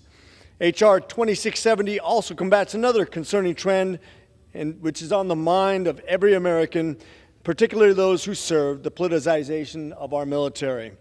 In the military, we may be different shades of green, but we all bleed red. I'm pleased to support the NDAA that ensures our military is squarely focused on the mission set outlined in the oath of office that my fellow service members and I swore to uphold. Once again, I thank Chairman Rogers for bringing this year's NDAA to fruition. I urge my colleagues to vote for a bipartisan piece of legislation. I yield. Gentleman reserved. Gentleman from Washington is recognized. Thank you, Mr. Chair. I continue to reserve unless do you have any more? I'm ready to close. You're ready to close? Mm-hmm. Okay. Then I yield myself the balance of our time. Gentleman's recognized. Thank you. I think we've heard during the course of this debate exactly why this is such an important bill and why it's such a good bill and the effort that went into the process. You've heard a bipartisan group of people and people wide-ranging on the political spectrum from left to right describe the process that we go through to produce this product and why it is so important that we pass it. We face a very complex threat environment. Now, I happen to be of the opinion that it's not just military strength that's going to help us negotiate that threat environment. For one thing, I very much applaud the Biden administration opening up high-level discussions with China. We need diplomacy, we need development, we need partners and allies throughout the globe, but we absolutely also need a credible deterrent to deal with China and Russia, and also, by the way, Iran and North Korea, as well as various other transnational threats. And we're doing this, I think, in a responsible way, and we've put together a good bill that will continue to support that process going forward. And again, I want to emphasize what Representative Gallagher, very articulately said. This is how this process is supposed to work. This is why we are effective members of Congress. It is an example of how this body should function, and we need more examples of that. We need to pass this bill to continue that process. It is regular order, working it through the committee, giving everybody a voice, having debates, winning some, losing some. I don't think there's ever been an NDAA that was everything that any one person wanted. Republicans liked a lot of things in it, didn't like others. Democrats liked a lot of things in it, didn't like others. That's what we've put together here. And the issue that is holding us up at the moment is around the issue of, basically recruitment and diversity. And what I hope folks understand, what the Pentagon is trying to do is they are trying to effectively recruit from across the country. What a minority of the majority party wants to do is to torpedo this entire bill to push a radical anti-diversity agenda. We need to recruit everybody, and we haven't always had the best record on this. The reason there is a diversity, equity, inclusion portion in the military is they recognize it is necessary to be able to effectively recruit within certain groups of people who have been historically discriminated against and marginalized. Just to give you one of the most blatant examples, Don't Ask, Don't Tell basically barred gay people from serving within the military. And 13 years ago, we repealed that to allow gay people to serve openly in the military. Every single Republican voted against that bill because of that issue. because we were allowing gay people to serve in the military. Well, as we look at our needs right now in recruitment and retention, can anyone credibly say that we would be better off if we barred gay people from serving in the military? And that didn't happen by accident. We actually affirmatively went out and recruited. Same for trans people. We've had multiple efforts to ban them from serving in the military. That doesn't help us. It, in fact, undermines us. We have had a long history of it being very difficult for women to integrate in the military. And I hate to keep citing the story, but hearing the one woman who serves in our committee talk about her experience, that it was okay because she just knew that she had to work twice as hard as the men in order to succeed, illustrates the problem. We have, by and large, done a decent job of recruiting people of color, particularly black people. But when you look at the leadership in our military, it is very, very white. So if you are a person of color, if you are a woman, if you are gay, if you are trans, and you're thinking about joining the military, can anyone credibly say that it isn't a legitimate question to say, well, okay, but am I going to get a fair shot? Am I going to be rewarded for my efforts? Am I going to be promoted when I do a good job? Am I going to face discrimination and bigotry? So for the Department of Defense to spend at least a little bit of time going out in those communities and saying, we hear you, and we are going to give you a fair shot. We're not going to discriminate against you. We're going to have conversations about this. Certain members of the other side lose their damn minds at the concept of that conversation even happening. They want to pretend like that sort of bigotry doesn't exist. So we're like making it up, and why are we worrying about it? Well, if it didn't exist, it wouldn't be a problem. I will grant them that. But again, the idea, the history is right there. It needs to be addressed if we are going to recruit and retain. We are an increasingly diverse country. Do we really want to take huge chunks of that country and say, we're not going to use your talents? We're going to put those resources on the side, and we're not going to bring them forward. Now, as I said in the Rules Committee, bad DEI programs are bad DEI programs. And I'm sure it happens. I haven't seen a program that doesn't have some examples of working well and some examples of not working well. And if we want to regulate that, if we want to say, look, you're doing this, we don't think you're doing that right, let's talk about it. That could be a conversation we could have. But the conversation that we are engaged in, and as Mr. Gates pointed out, there are provisions in this bill that frankly I don't like, that restrict some of this already. Not fond of those. But that isn't enough for the radical right-wing MAGA Republicans. They want to kill this bill because it doesn't discriminate enough against people in this country. And that is just absurd. This is a good, strong bill. It should go forward on its own merits, regardless of where you come down on that debate. But to say that we need to kill this good, strong bill because it needs to be more discriminatory against people is something that I would hope that the overwhelming majority of this body would reject. Now, let me just close by saying we've got 5 en bloc amendments here, a whole lot of good things in there. And once we get through those 5 en bloc amendments, we have a very strong bill, which will be bipartisan and admitted. If we were to go right from the end of that debate, put that bill up for final passage, it would get at least 350 votes. An overwhelmingly bipartisan, strongly supported bill that the majority at the moment is refusing to allow us to have a vote on as they try to negotiate with that extreme agenda that I just discussed. And okay, you want to debate with them, you want to talk to them, that's fine. But at the end of that process, I would hope that we would have the courage to say, yeah, we hear you, you don't like it, vote no. That's a democracy, okay? Vote no. Vote no, send out your press releases, do your little Facebook thing, you'll raise a lot of money, we'll pass a bill, we'll take care of the country, you'll get on TV a lot, you'll raise a lot of money, everybody's happy. I don't see why we can't get to that conclusion. And that is the real worrisome thing here. They don't just support their agenda. The one agenda they don't support is democracy, is the idea that people ought to have a vote, and if you lose, you lose. Nah, if they lose, they're going to tear this place down, and they're going to take everybody they can with them. And gosh, I hope we don't let them do that. I hope we find a way to pass this bill and work our way through the process, and for the 63rd consecutive year, pass a National Defense Authorization Act that supports the men and women of our military and shows that democracy works just fine, and we ought to continue to support it. And with that, I yield back the balance of my time. The gentleman from Alabama is recognized to close. Mr. Chair, I yield myself such times I may consume. Gentleman is recognized. Thank you. The ranking member did a great job of outlining how important this bill is and emphasizing the fact that we don't all agree with what's in this bill. It is a compromise process. We are in an institution where we have divided government. Neither side is going to get everything they like.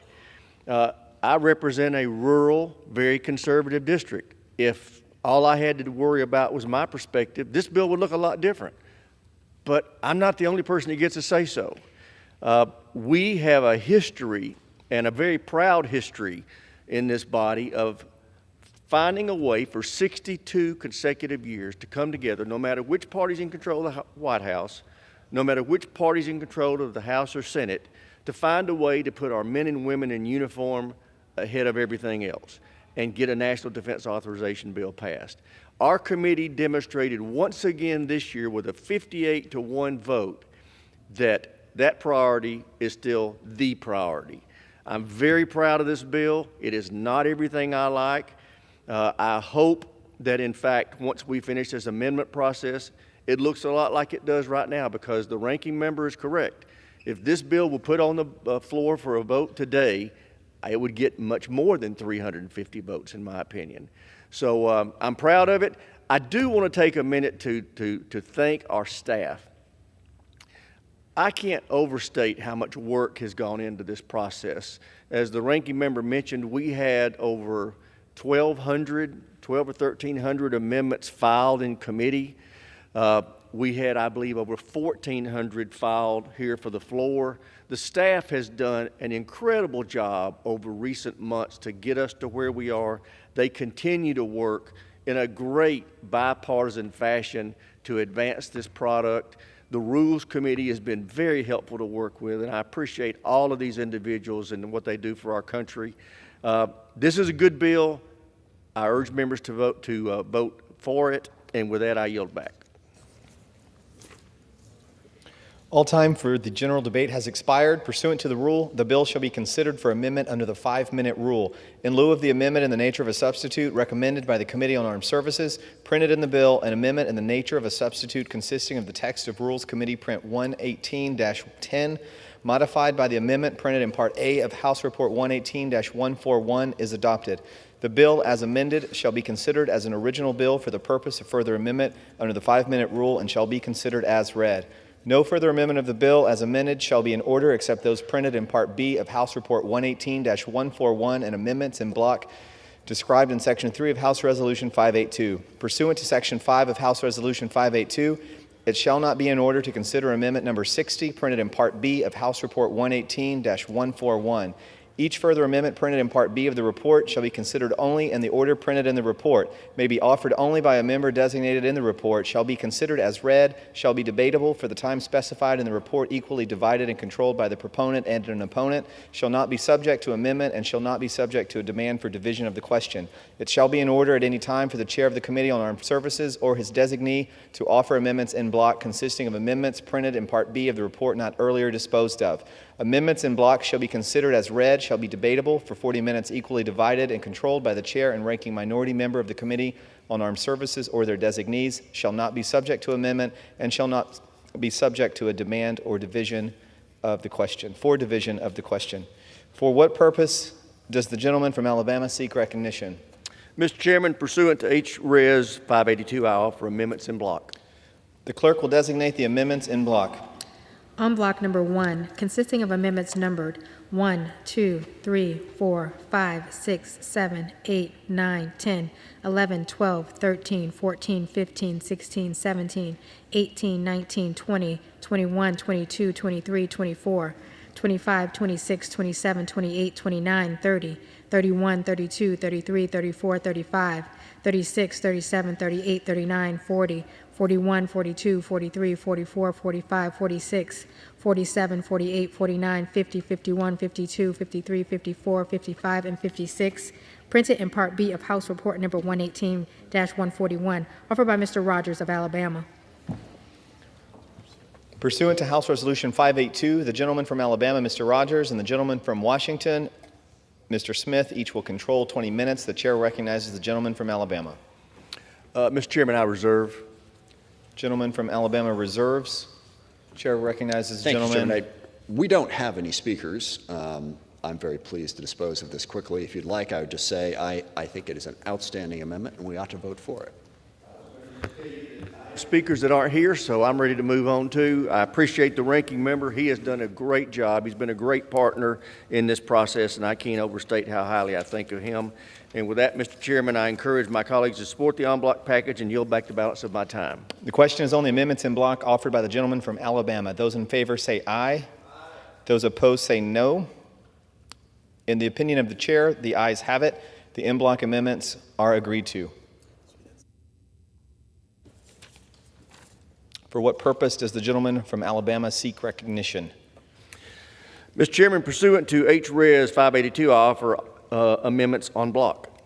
Clerk will designate the amendments in block. On block number 2, consisting of amendments numbered 57, 58, 59, 61, 62, 63, 64, 65, 66, 67, 68, 69, 70, 71, 72, 73, 74, 75, 76, 77, 78, 79, 80, 81, 82, 83, 84, 85, 86, 87, 88, 89, 90, 91, 92, 93, 94, 95, 96, 97, 98, 99, 100, 101, 102, 103, 104, 105, 106, 107, 108, 109, 110, 111, 112, 113, and 114. Printed in Part B of House Report Number 118-141, offered by Mr. Rogers of Alabama. Pursuant to the House Resolution 582, the gentleman from Alabama, Mr. Rogers, and the gentleman from Washington, Mr. Smith, each will control 20 minutes. The chair recognizes the gentleman from Alabama. Mr. Chairman, I reserve. Gentleman reserves. Chair recognizes. Thank you. I understand we have one speaker on the way, but they can catch the next one. I will reserve for now. You too. Gentleman reserves. Yeah. Chair recognizes gentleman from Alabama. Yeah. Mr. Chairman, I now yield 2 minutes to my friend and colleague from Alabama, Mr. Strong. Gentleman is recognized.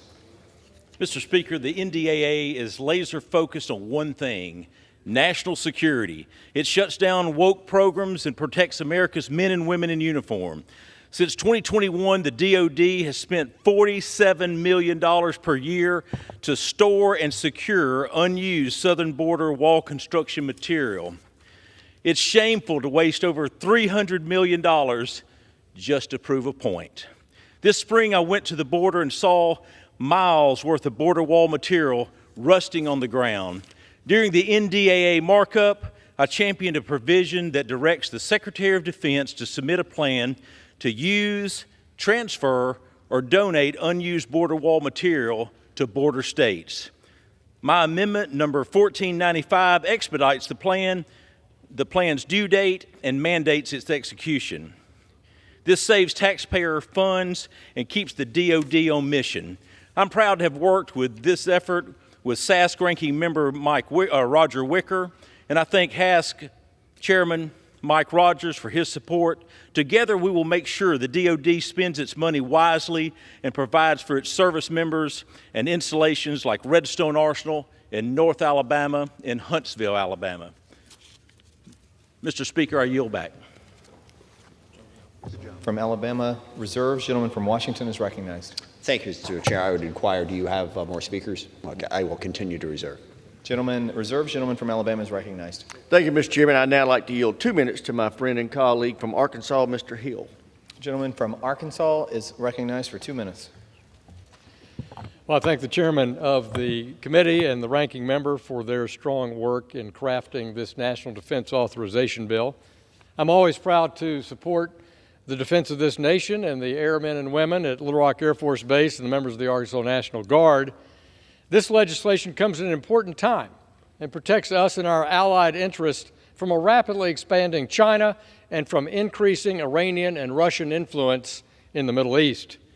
While we continue our focus on Russia's illegal invasion of Ukraine, countering the Chinese communists, we must not lose focus on our strategic interests and our allies in the Middle East and our continued fight against a toxic mix of radical ISIS, Al-Qaeda, and Shia militia that are threatening the communities of the Gulf and our military assets. I'm delighted that my amendment countering the Iranian assaults on our military was ruled in order. I thank Chairman Rogers and Ranking Member Smith for this important work on this legislation and our 63rd annual successful year in supporting our military strategy and our troops, and I yield back to the chairman the balance of my time. Gentleman reserves. Gentleman from Washington is recognized. Thank you, Mr. Chairman. Just want to once again urge support for this en bloc amendment and thank the Rules Committee for putting it together. With that, I yield back the balance of my time. Gentleman yields. Gentleman from Alabama is recognized. Mr. Chairman, I urge my colleagues to support the en bloc package and yield back the balance of my time. The question is on the amendments in block offered by the gentleman from Alabama. Those in favor say aye. Those opposed, nay. In the opinion of the chair, the ayes have it. The en bloc amendments are agreed to. What purpose does the gentleman from Alabama seek recognition? Mr. Chairman, pursuant to H.Res. 582, I offer en bloc amendments. Clerk will read the amendments. Designate the amendments in block. On block number 3, consisting of amendments numbered 115, 116, 117, 118, 119, 120, 121, 122, 123, 124, 125, 126, 127, 128, 129, 130, 131, 132, 133, 134, 135, 136, 137, 138, 139, 140, 141, 142, 143, 144, 145, 146, 147, 148, 149, 150, 151, 152, 153, 154, 155, 156, 157, 158, 159, 160, 161, 162, 163, 164, 165, 166, 167, 168, 169, 170, 171, 172, and 173. Printed in Part B of House Report Number 118-141, offered by Mr. Rogers of Alabama. Pursuant to House Resolution 582, the gentleman from Alabama, Mr. Rogers, and the gentleman from Washington, Mr. Smith, will each control 20 minutes. The chair recognizes the gentleman from Alabama. Mr. Chairman, I have no speakers. Do you have any? I will reserve my time. And recognizes the gentleman from Washington. Thank you, Mr. Chair. I am now pleased to yield 2 minutes to the gentlewoman from Texas, Ms. Garcia. The gentlewoman from Texas is recognized.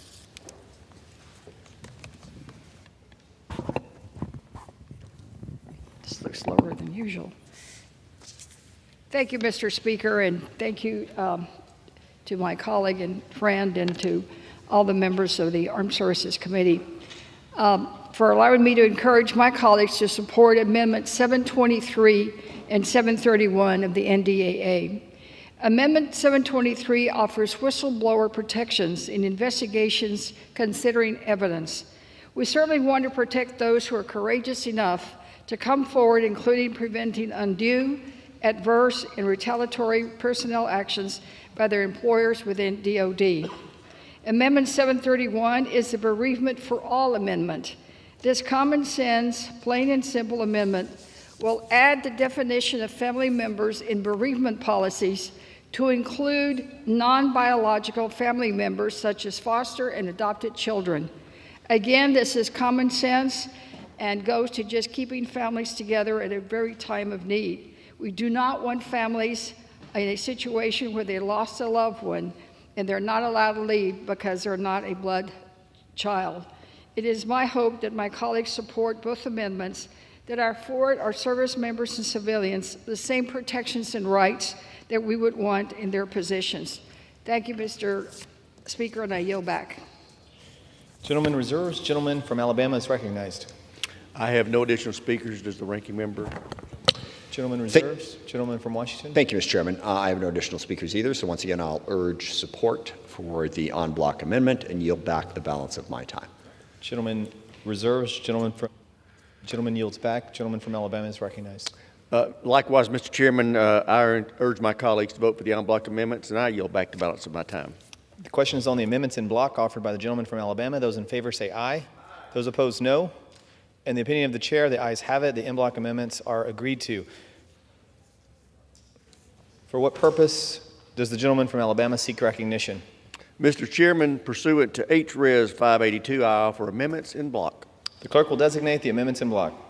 On block number 4, consisting of amendments numbered 174, 175, 176, 177, 178, 179, 180, 181, 182, 183, 184, 185, 186, 187, 188, 189, 190, 191, 192, 193, 194, 195, 196, 197, 198, 199, 200, 201, 202, 203, 204, 205, 206, 207, 208, 209, 210, 211, 212, 213, 214, 215, 216, 217, 218, 219, 220, 221, 222, 223, 224, 225, 226, 227, 228, 229, 230, 231, 232, 233, 234, and 235,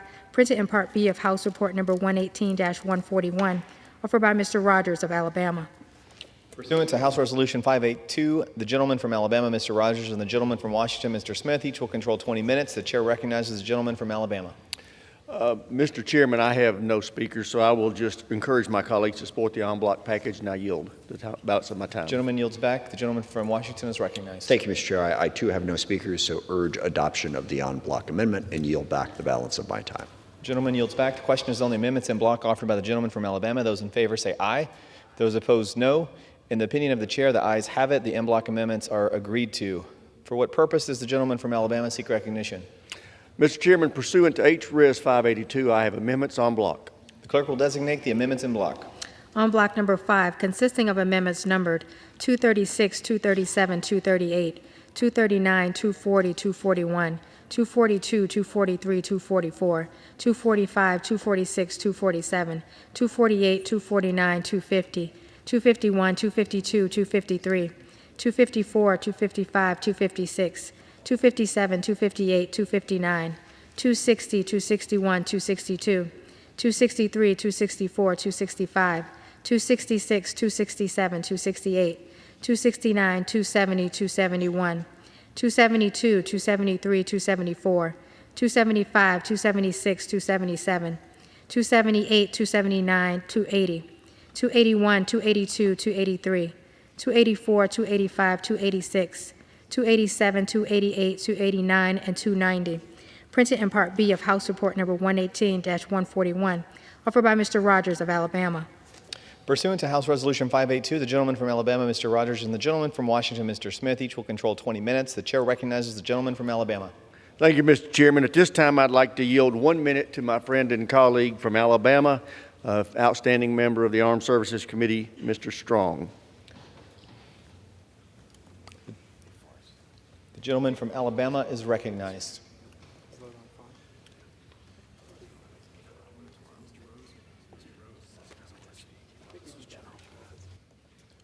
Excuse me, Mr. Chairman, the gentleman from Alabama does not seek recognition. I would like to yield 2 minutes to the gentleman from Tennessee. Oh, does Ralph want to speak? I'd like to yield 1 minute to the gentleman from South Carolina, Mr. Norman.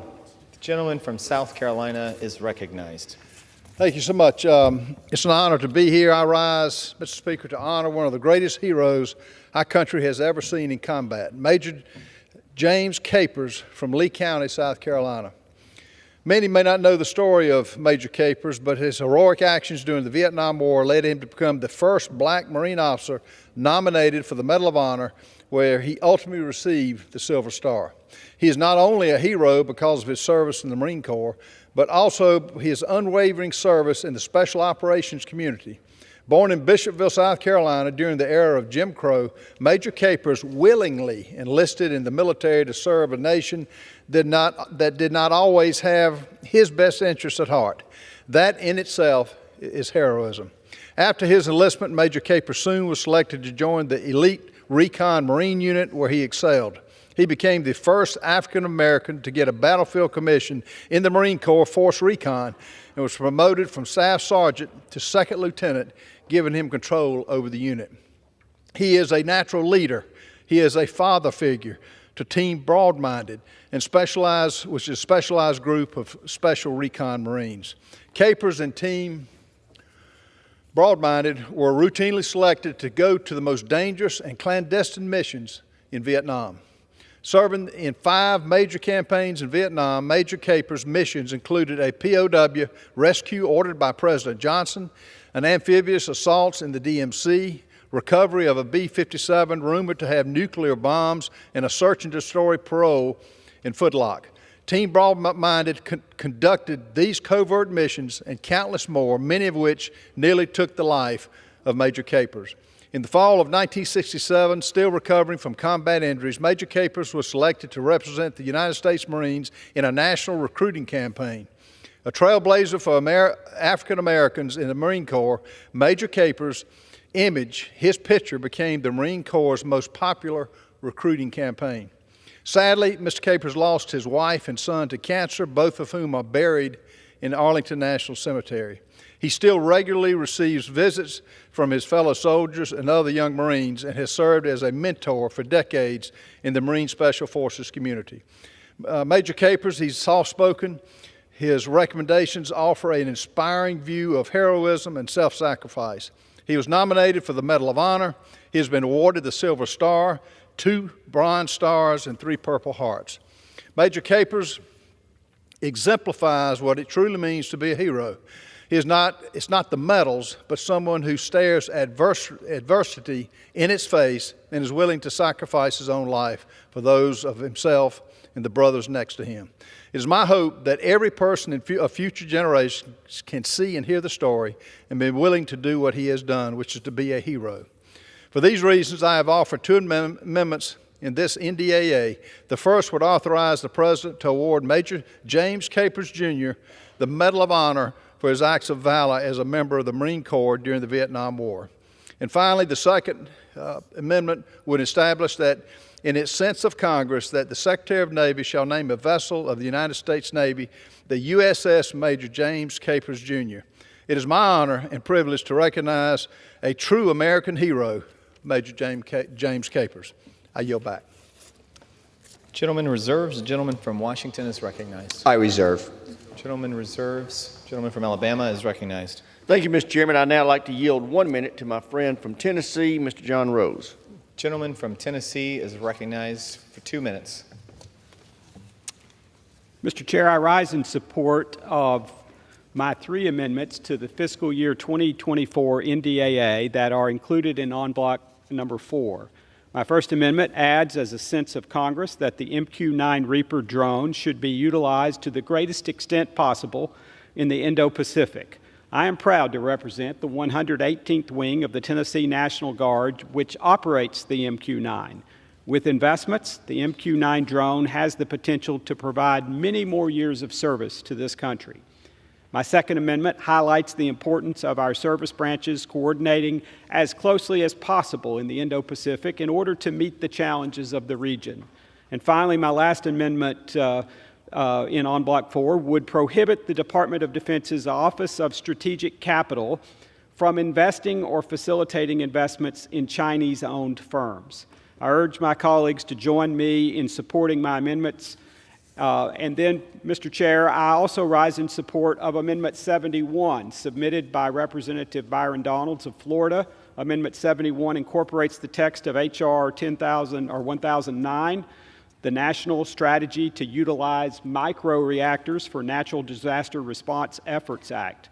Microreactors are a game-changing technology.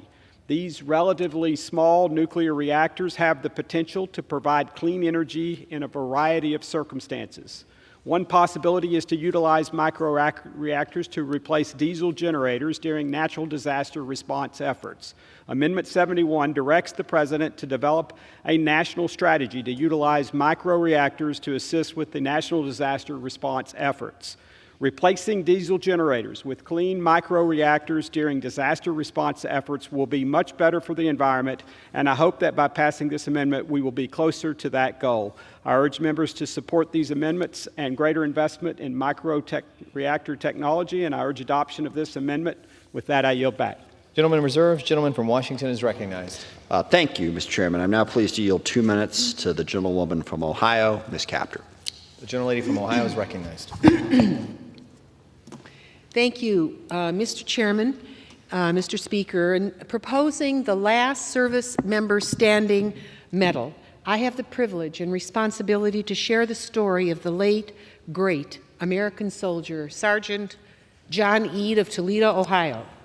In 1965, at age 21, he deployed to Ladrang Valley, Vietnam, as fire team leader in 2nd Platoon, Alpha Company, 2nd Battalion, 7th Air Cavalry Regiment.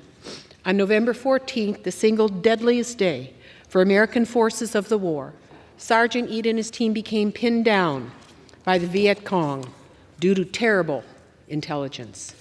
By the end of that bloody day and night, he was the only surviving member of his platoon, sustaining shrapnel wounds to his legs, struck by napalm, and shot in the shoulder, abdomen, having been wounded by grenades that affected his walking the rest of his life, and his face terribly wounded, resulting in the loss of his eye, injuries that he dealt with his entire life.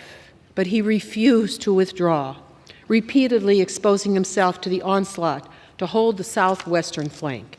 Regrettably, the Department of Defense has yet to appropriately honor his valor and those of other soldiers who gave everything to this country with the Distinguished Service Cross, because there were no witnesses to attest to his sheer heroism.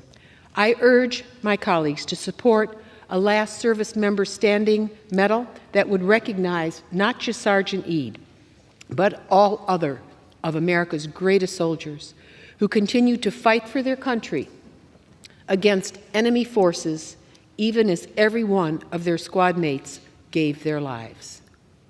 Please support the last service member standing award. I yield back, and I'm very grateful for the time allowed today. The gentleman reserves. Gentleman from Alabama is recognized. Thank you, Mr. Chairman. I'd now like to recognize a friend and colleague from Florida delegation, Mr. Donalds, for 1 minute. The gentleman from Florida is recognized. Thank you, Mr. Speaker. I want to thank the gentleman for yielding. It's not often that the NDAA includes various provisions on advanced nuclear, and however, these times are changing. The U.S. military is interested in advanced nuclear reactors to provide clean baseload power for energy operations. Hence why I offered an amendment that expresses the support for the Project Pele, a DoD program to develop and deploy a portable nuclear microreactor, which will ultimately bolster American national security.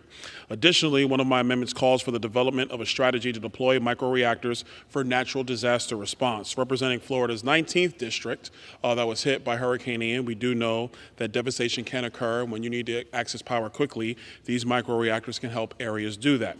Moreover, one of my amendments addresses the potential for the U.S. Space Force to utilize nuclear-powered space vehicles and evaluates Americans' national security risks associated with Chinese and Russian interests in space. Congress must recognize the importance of the U.S. military interest in this innovative technology, and I urge my colleagues to support these 6 amendments, and I yield back the balance of my time. Gentleman reserves. Gentleman from Washington is recognized. I have no further speakers. And are you prepared to close, or do you have? I've got another speaker. Okay, I reserve. Thank you. Gentleman reserves. Gentleman from Alabama is recognized. Thank you, Mr. Chairman. I'd now like to recognize another outstanding member of the Florida congressional delegation, Ms. Kamick, for 1 minute. The gentlelady from Florida is recognized. Thank you, Mr. Speaker. I rise today in support of my amendment, number 44, which is included in N block number 1. This amendment aims to establish a working group that will explore the potential applications of blockchain technology, smart contracts, and a distributed ledger technology to enhance efficiencies and functions within the DoD. While blockchain technology is a relatively recent innovation, it has already proven its value in both private and public organizations, enabling cost reductions, supply chain optimization, improved traceability efforts, and so much more. DoD can benefit from numerous applications where blockchain or distributed ledger technology can save both time and money. The proposed working group will consist of officials within the DoD, the Office of Science and Technology Policy, relevant private sector entities, and academic institutions. By assembling this working group, the DoD will initiate the evaluation of how blockchain, smart contracts, or distributed distributed ledger technologies can be effectively utilized to ultimately yield taxpayer savings. I want to thank Chairman Rogers for his work on the underlying bill, and I urge adoption of this amendment. I yield back. Gentleman reserves. Gentleman from Washington is recognized. I continue to reserve, Mr. Chair. Thank you. Gentleman reserves. Gentleman from Alabama is recognized. Thank you, Chairman. I now like to recognize the gentlelady from Puerto Rico, Ms. Gonzalez Colon, for 1 minute. Gentlelady from Puerto Rico is recognized. Thank you, Mr. Speaker. I rise in support of the en bloc amendment number 2, but I would also like to thank Chairman Rogers for including this proposal and many others to amend the provision related to former military land in Culebra, which is an island in the archipelago of Puerto Rico, and an island municipality to the east of the island. In the Military Construction Authorization Act of 1974, some of these lands were transferred for recreational and nature reserve uses. However, this amendment would allow agencies like the Army Corps of Engineers the flexibility to determine and execute environmental cleaning efforts in the island and Culebra to fulfill those recreational and natural reserve uses when it's needed. So I urge the House to support the amendment and the en bloc package, and I yield back. Gentleman reserved. Gentleman from Washington is recognized. I continue to reserve. Thank you. Gentleman reserved. Gentleman from Alabama is recognized. Thank you, Mr. Chairman. I now would like to yield 1 minute to my friend and colleague from Missouri, Ms. Wagner. Gentlelady from Missouri is recognized. Thank you, Mr. Chairman, and I thank you, Mr. Speaker. I rise in support of my amendment to the fiscal year 2024 National Defense Authorization Act, which addresses the shocking rise in child sexual abuse and exploitation in the United States and around the world. Last year, there were over 32 million reports of online child sexual abuse material, an 89% increase since 2019. The Pentagon's Combating Trafficking in Persons Office coordinates vital programs to prevent human trafficking, bring perpetrators to justice, and to protect victims. My amendment will direct this office to analyze ways that the department can better combat child sexual abuse and to recommend educational programs for service members to identify and report exploitation, both online and offline, to law enforcement. I thank the chair and the ranking member for their hard work on this legislation, and I urge all my colleagues to support this common sense bipartisan amendment, and I yield back. Gentleman reserved. Gentleman from Washington is recognized. Thank you. I have no further speakers at this point. I would once again urge adoption of this time on block package number 5 and yield back the balance of my time. Thank you. Gentleman reserved. Gentleman from Alabama is recognized. Thank you, Mr. Gentleman Chairman. yields back. Likewise, I have no additional speakers, and I would like to encourage support of the en bloc package, and I yield back the balance of my time. Gentleman yields back. The question is on the amendments in block offered by the gentleman from Alabama. Those in favor say aye. Those opposed say no. The chair, the ayes have it. Pursuant to Clause 6, what purpose does the gentleman yield? Request the yeas and nays. Does the gentleman request a recorded vote? Yes. Pursuant to Clause 6 of Rule 18, further proceedings on the amendment offered by the gentleman from Alabama will be postponed. For what purpose does the gentleman from Alabama seek recognition? Mr. Chairman, I move that the committee now do rise. The question is on the motion that the committee rise. All those in favor say aye. All those opposed say no. The ayes have it. The motion is adopted. Accordingly, the committee rises.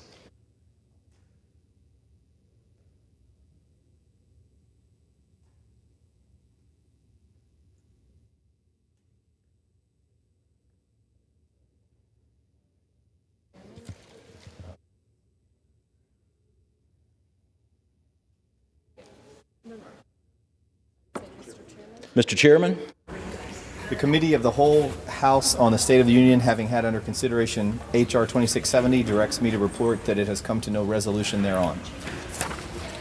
the chair of the Committee of the Whole House of the State of the Union reports that the committee has had under consideration H.R. 2670 and has come to no resolution thereon.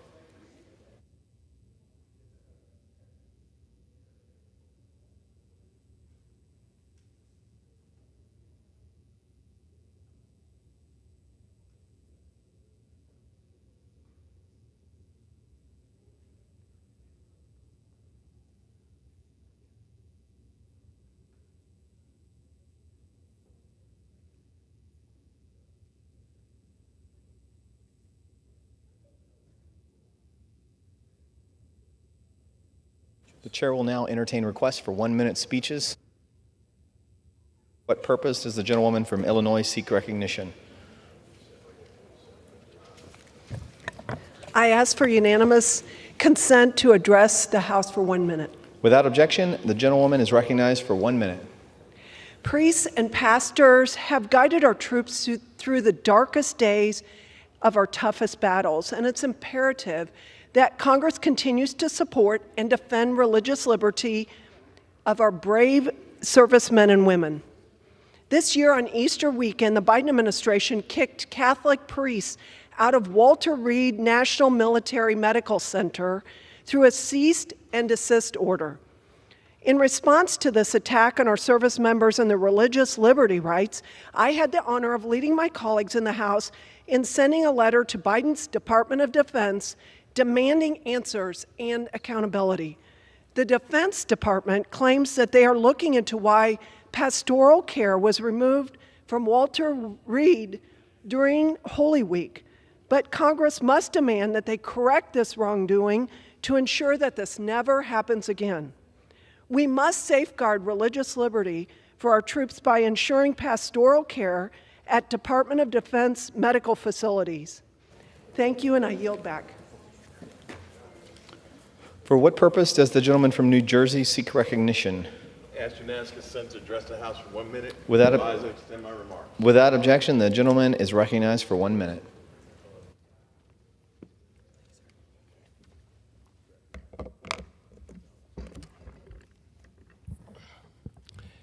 Mr. Speaker, I rise today to celebrate July as Transit Bus Month for the Federal Transit Administration. Every day, Americans use buses to travel around their communities. And thanks to the Biden administration, now they will be cleaner and more efficient. The bipartisan infrastructure law includes $1.7 billion to improve bus transit across the country. And it will fund 1,800 zero-emission buses to increase efficiency and decrease pollution. In July, the FTA is highlighting examples of how this law is helping Americans. One example is the $47 million grant I helped secure for New Jersey Transit.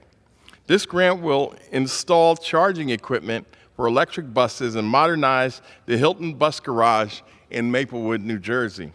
And it will help New Jersey Transit use 100 new electric buses more efficiently throughout my district. It is part of my commitment to help New Jersey achieve a zero-emission bus fleet by 2040 and reduce pollution for safer communities across the state. And with that, Mr. Speaker, I yield back the balance of my time. For what purpose does the gentleman from Georgia seek recognition? Ask for unanimous consent to address the House for 1 minute to revise and extend my remarks. Without objection, the gentleman is recognized for 1 minute. Mr. Speaker, I rise today to honor the life of Robert Bobby Smith, a close friend of mine who was tragically killed in an airplane crash. I knew Bobby well. In fact, he was my pilot for many years. He also flew for my predecessor, Congressman Jack Kingston. Bobby's greatest passion was always aviation, and he also served as the chief flight instructor for Mid-Coast Aviation, where he provided flight education for the VA and later served as the vice chairman of the Reidsville Airport Authority Board. Since 2012, Bobby volunteered as an Angel Flight pilot, arranging and piloting free flights for families in need of travel to and from healthcare services. His generosity, his kindness, and willingness to help others through his passion for flight was unparalleled. I'm deeply saddened by the passing of my friend, but I know his legacy will live on for generations to come. Thank you, Bobby.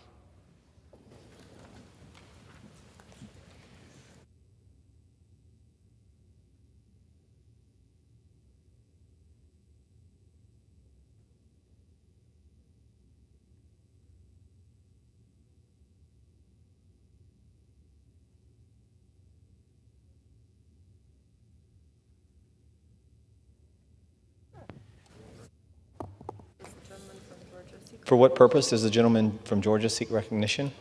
Mr. Speaker, I move that, I make a motion that the House do adjourn. The question is on the motion to adjourn. Those in favor say aye. Those opposed, no. The ayes have it. The motion is adopted. Accordingly, the House stands adjourned until 10 a.m. tomorrow for morning hour debate.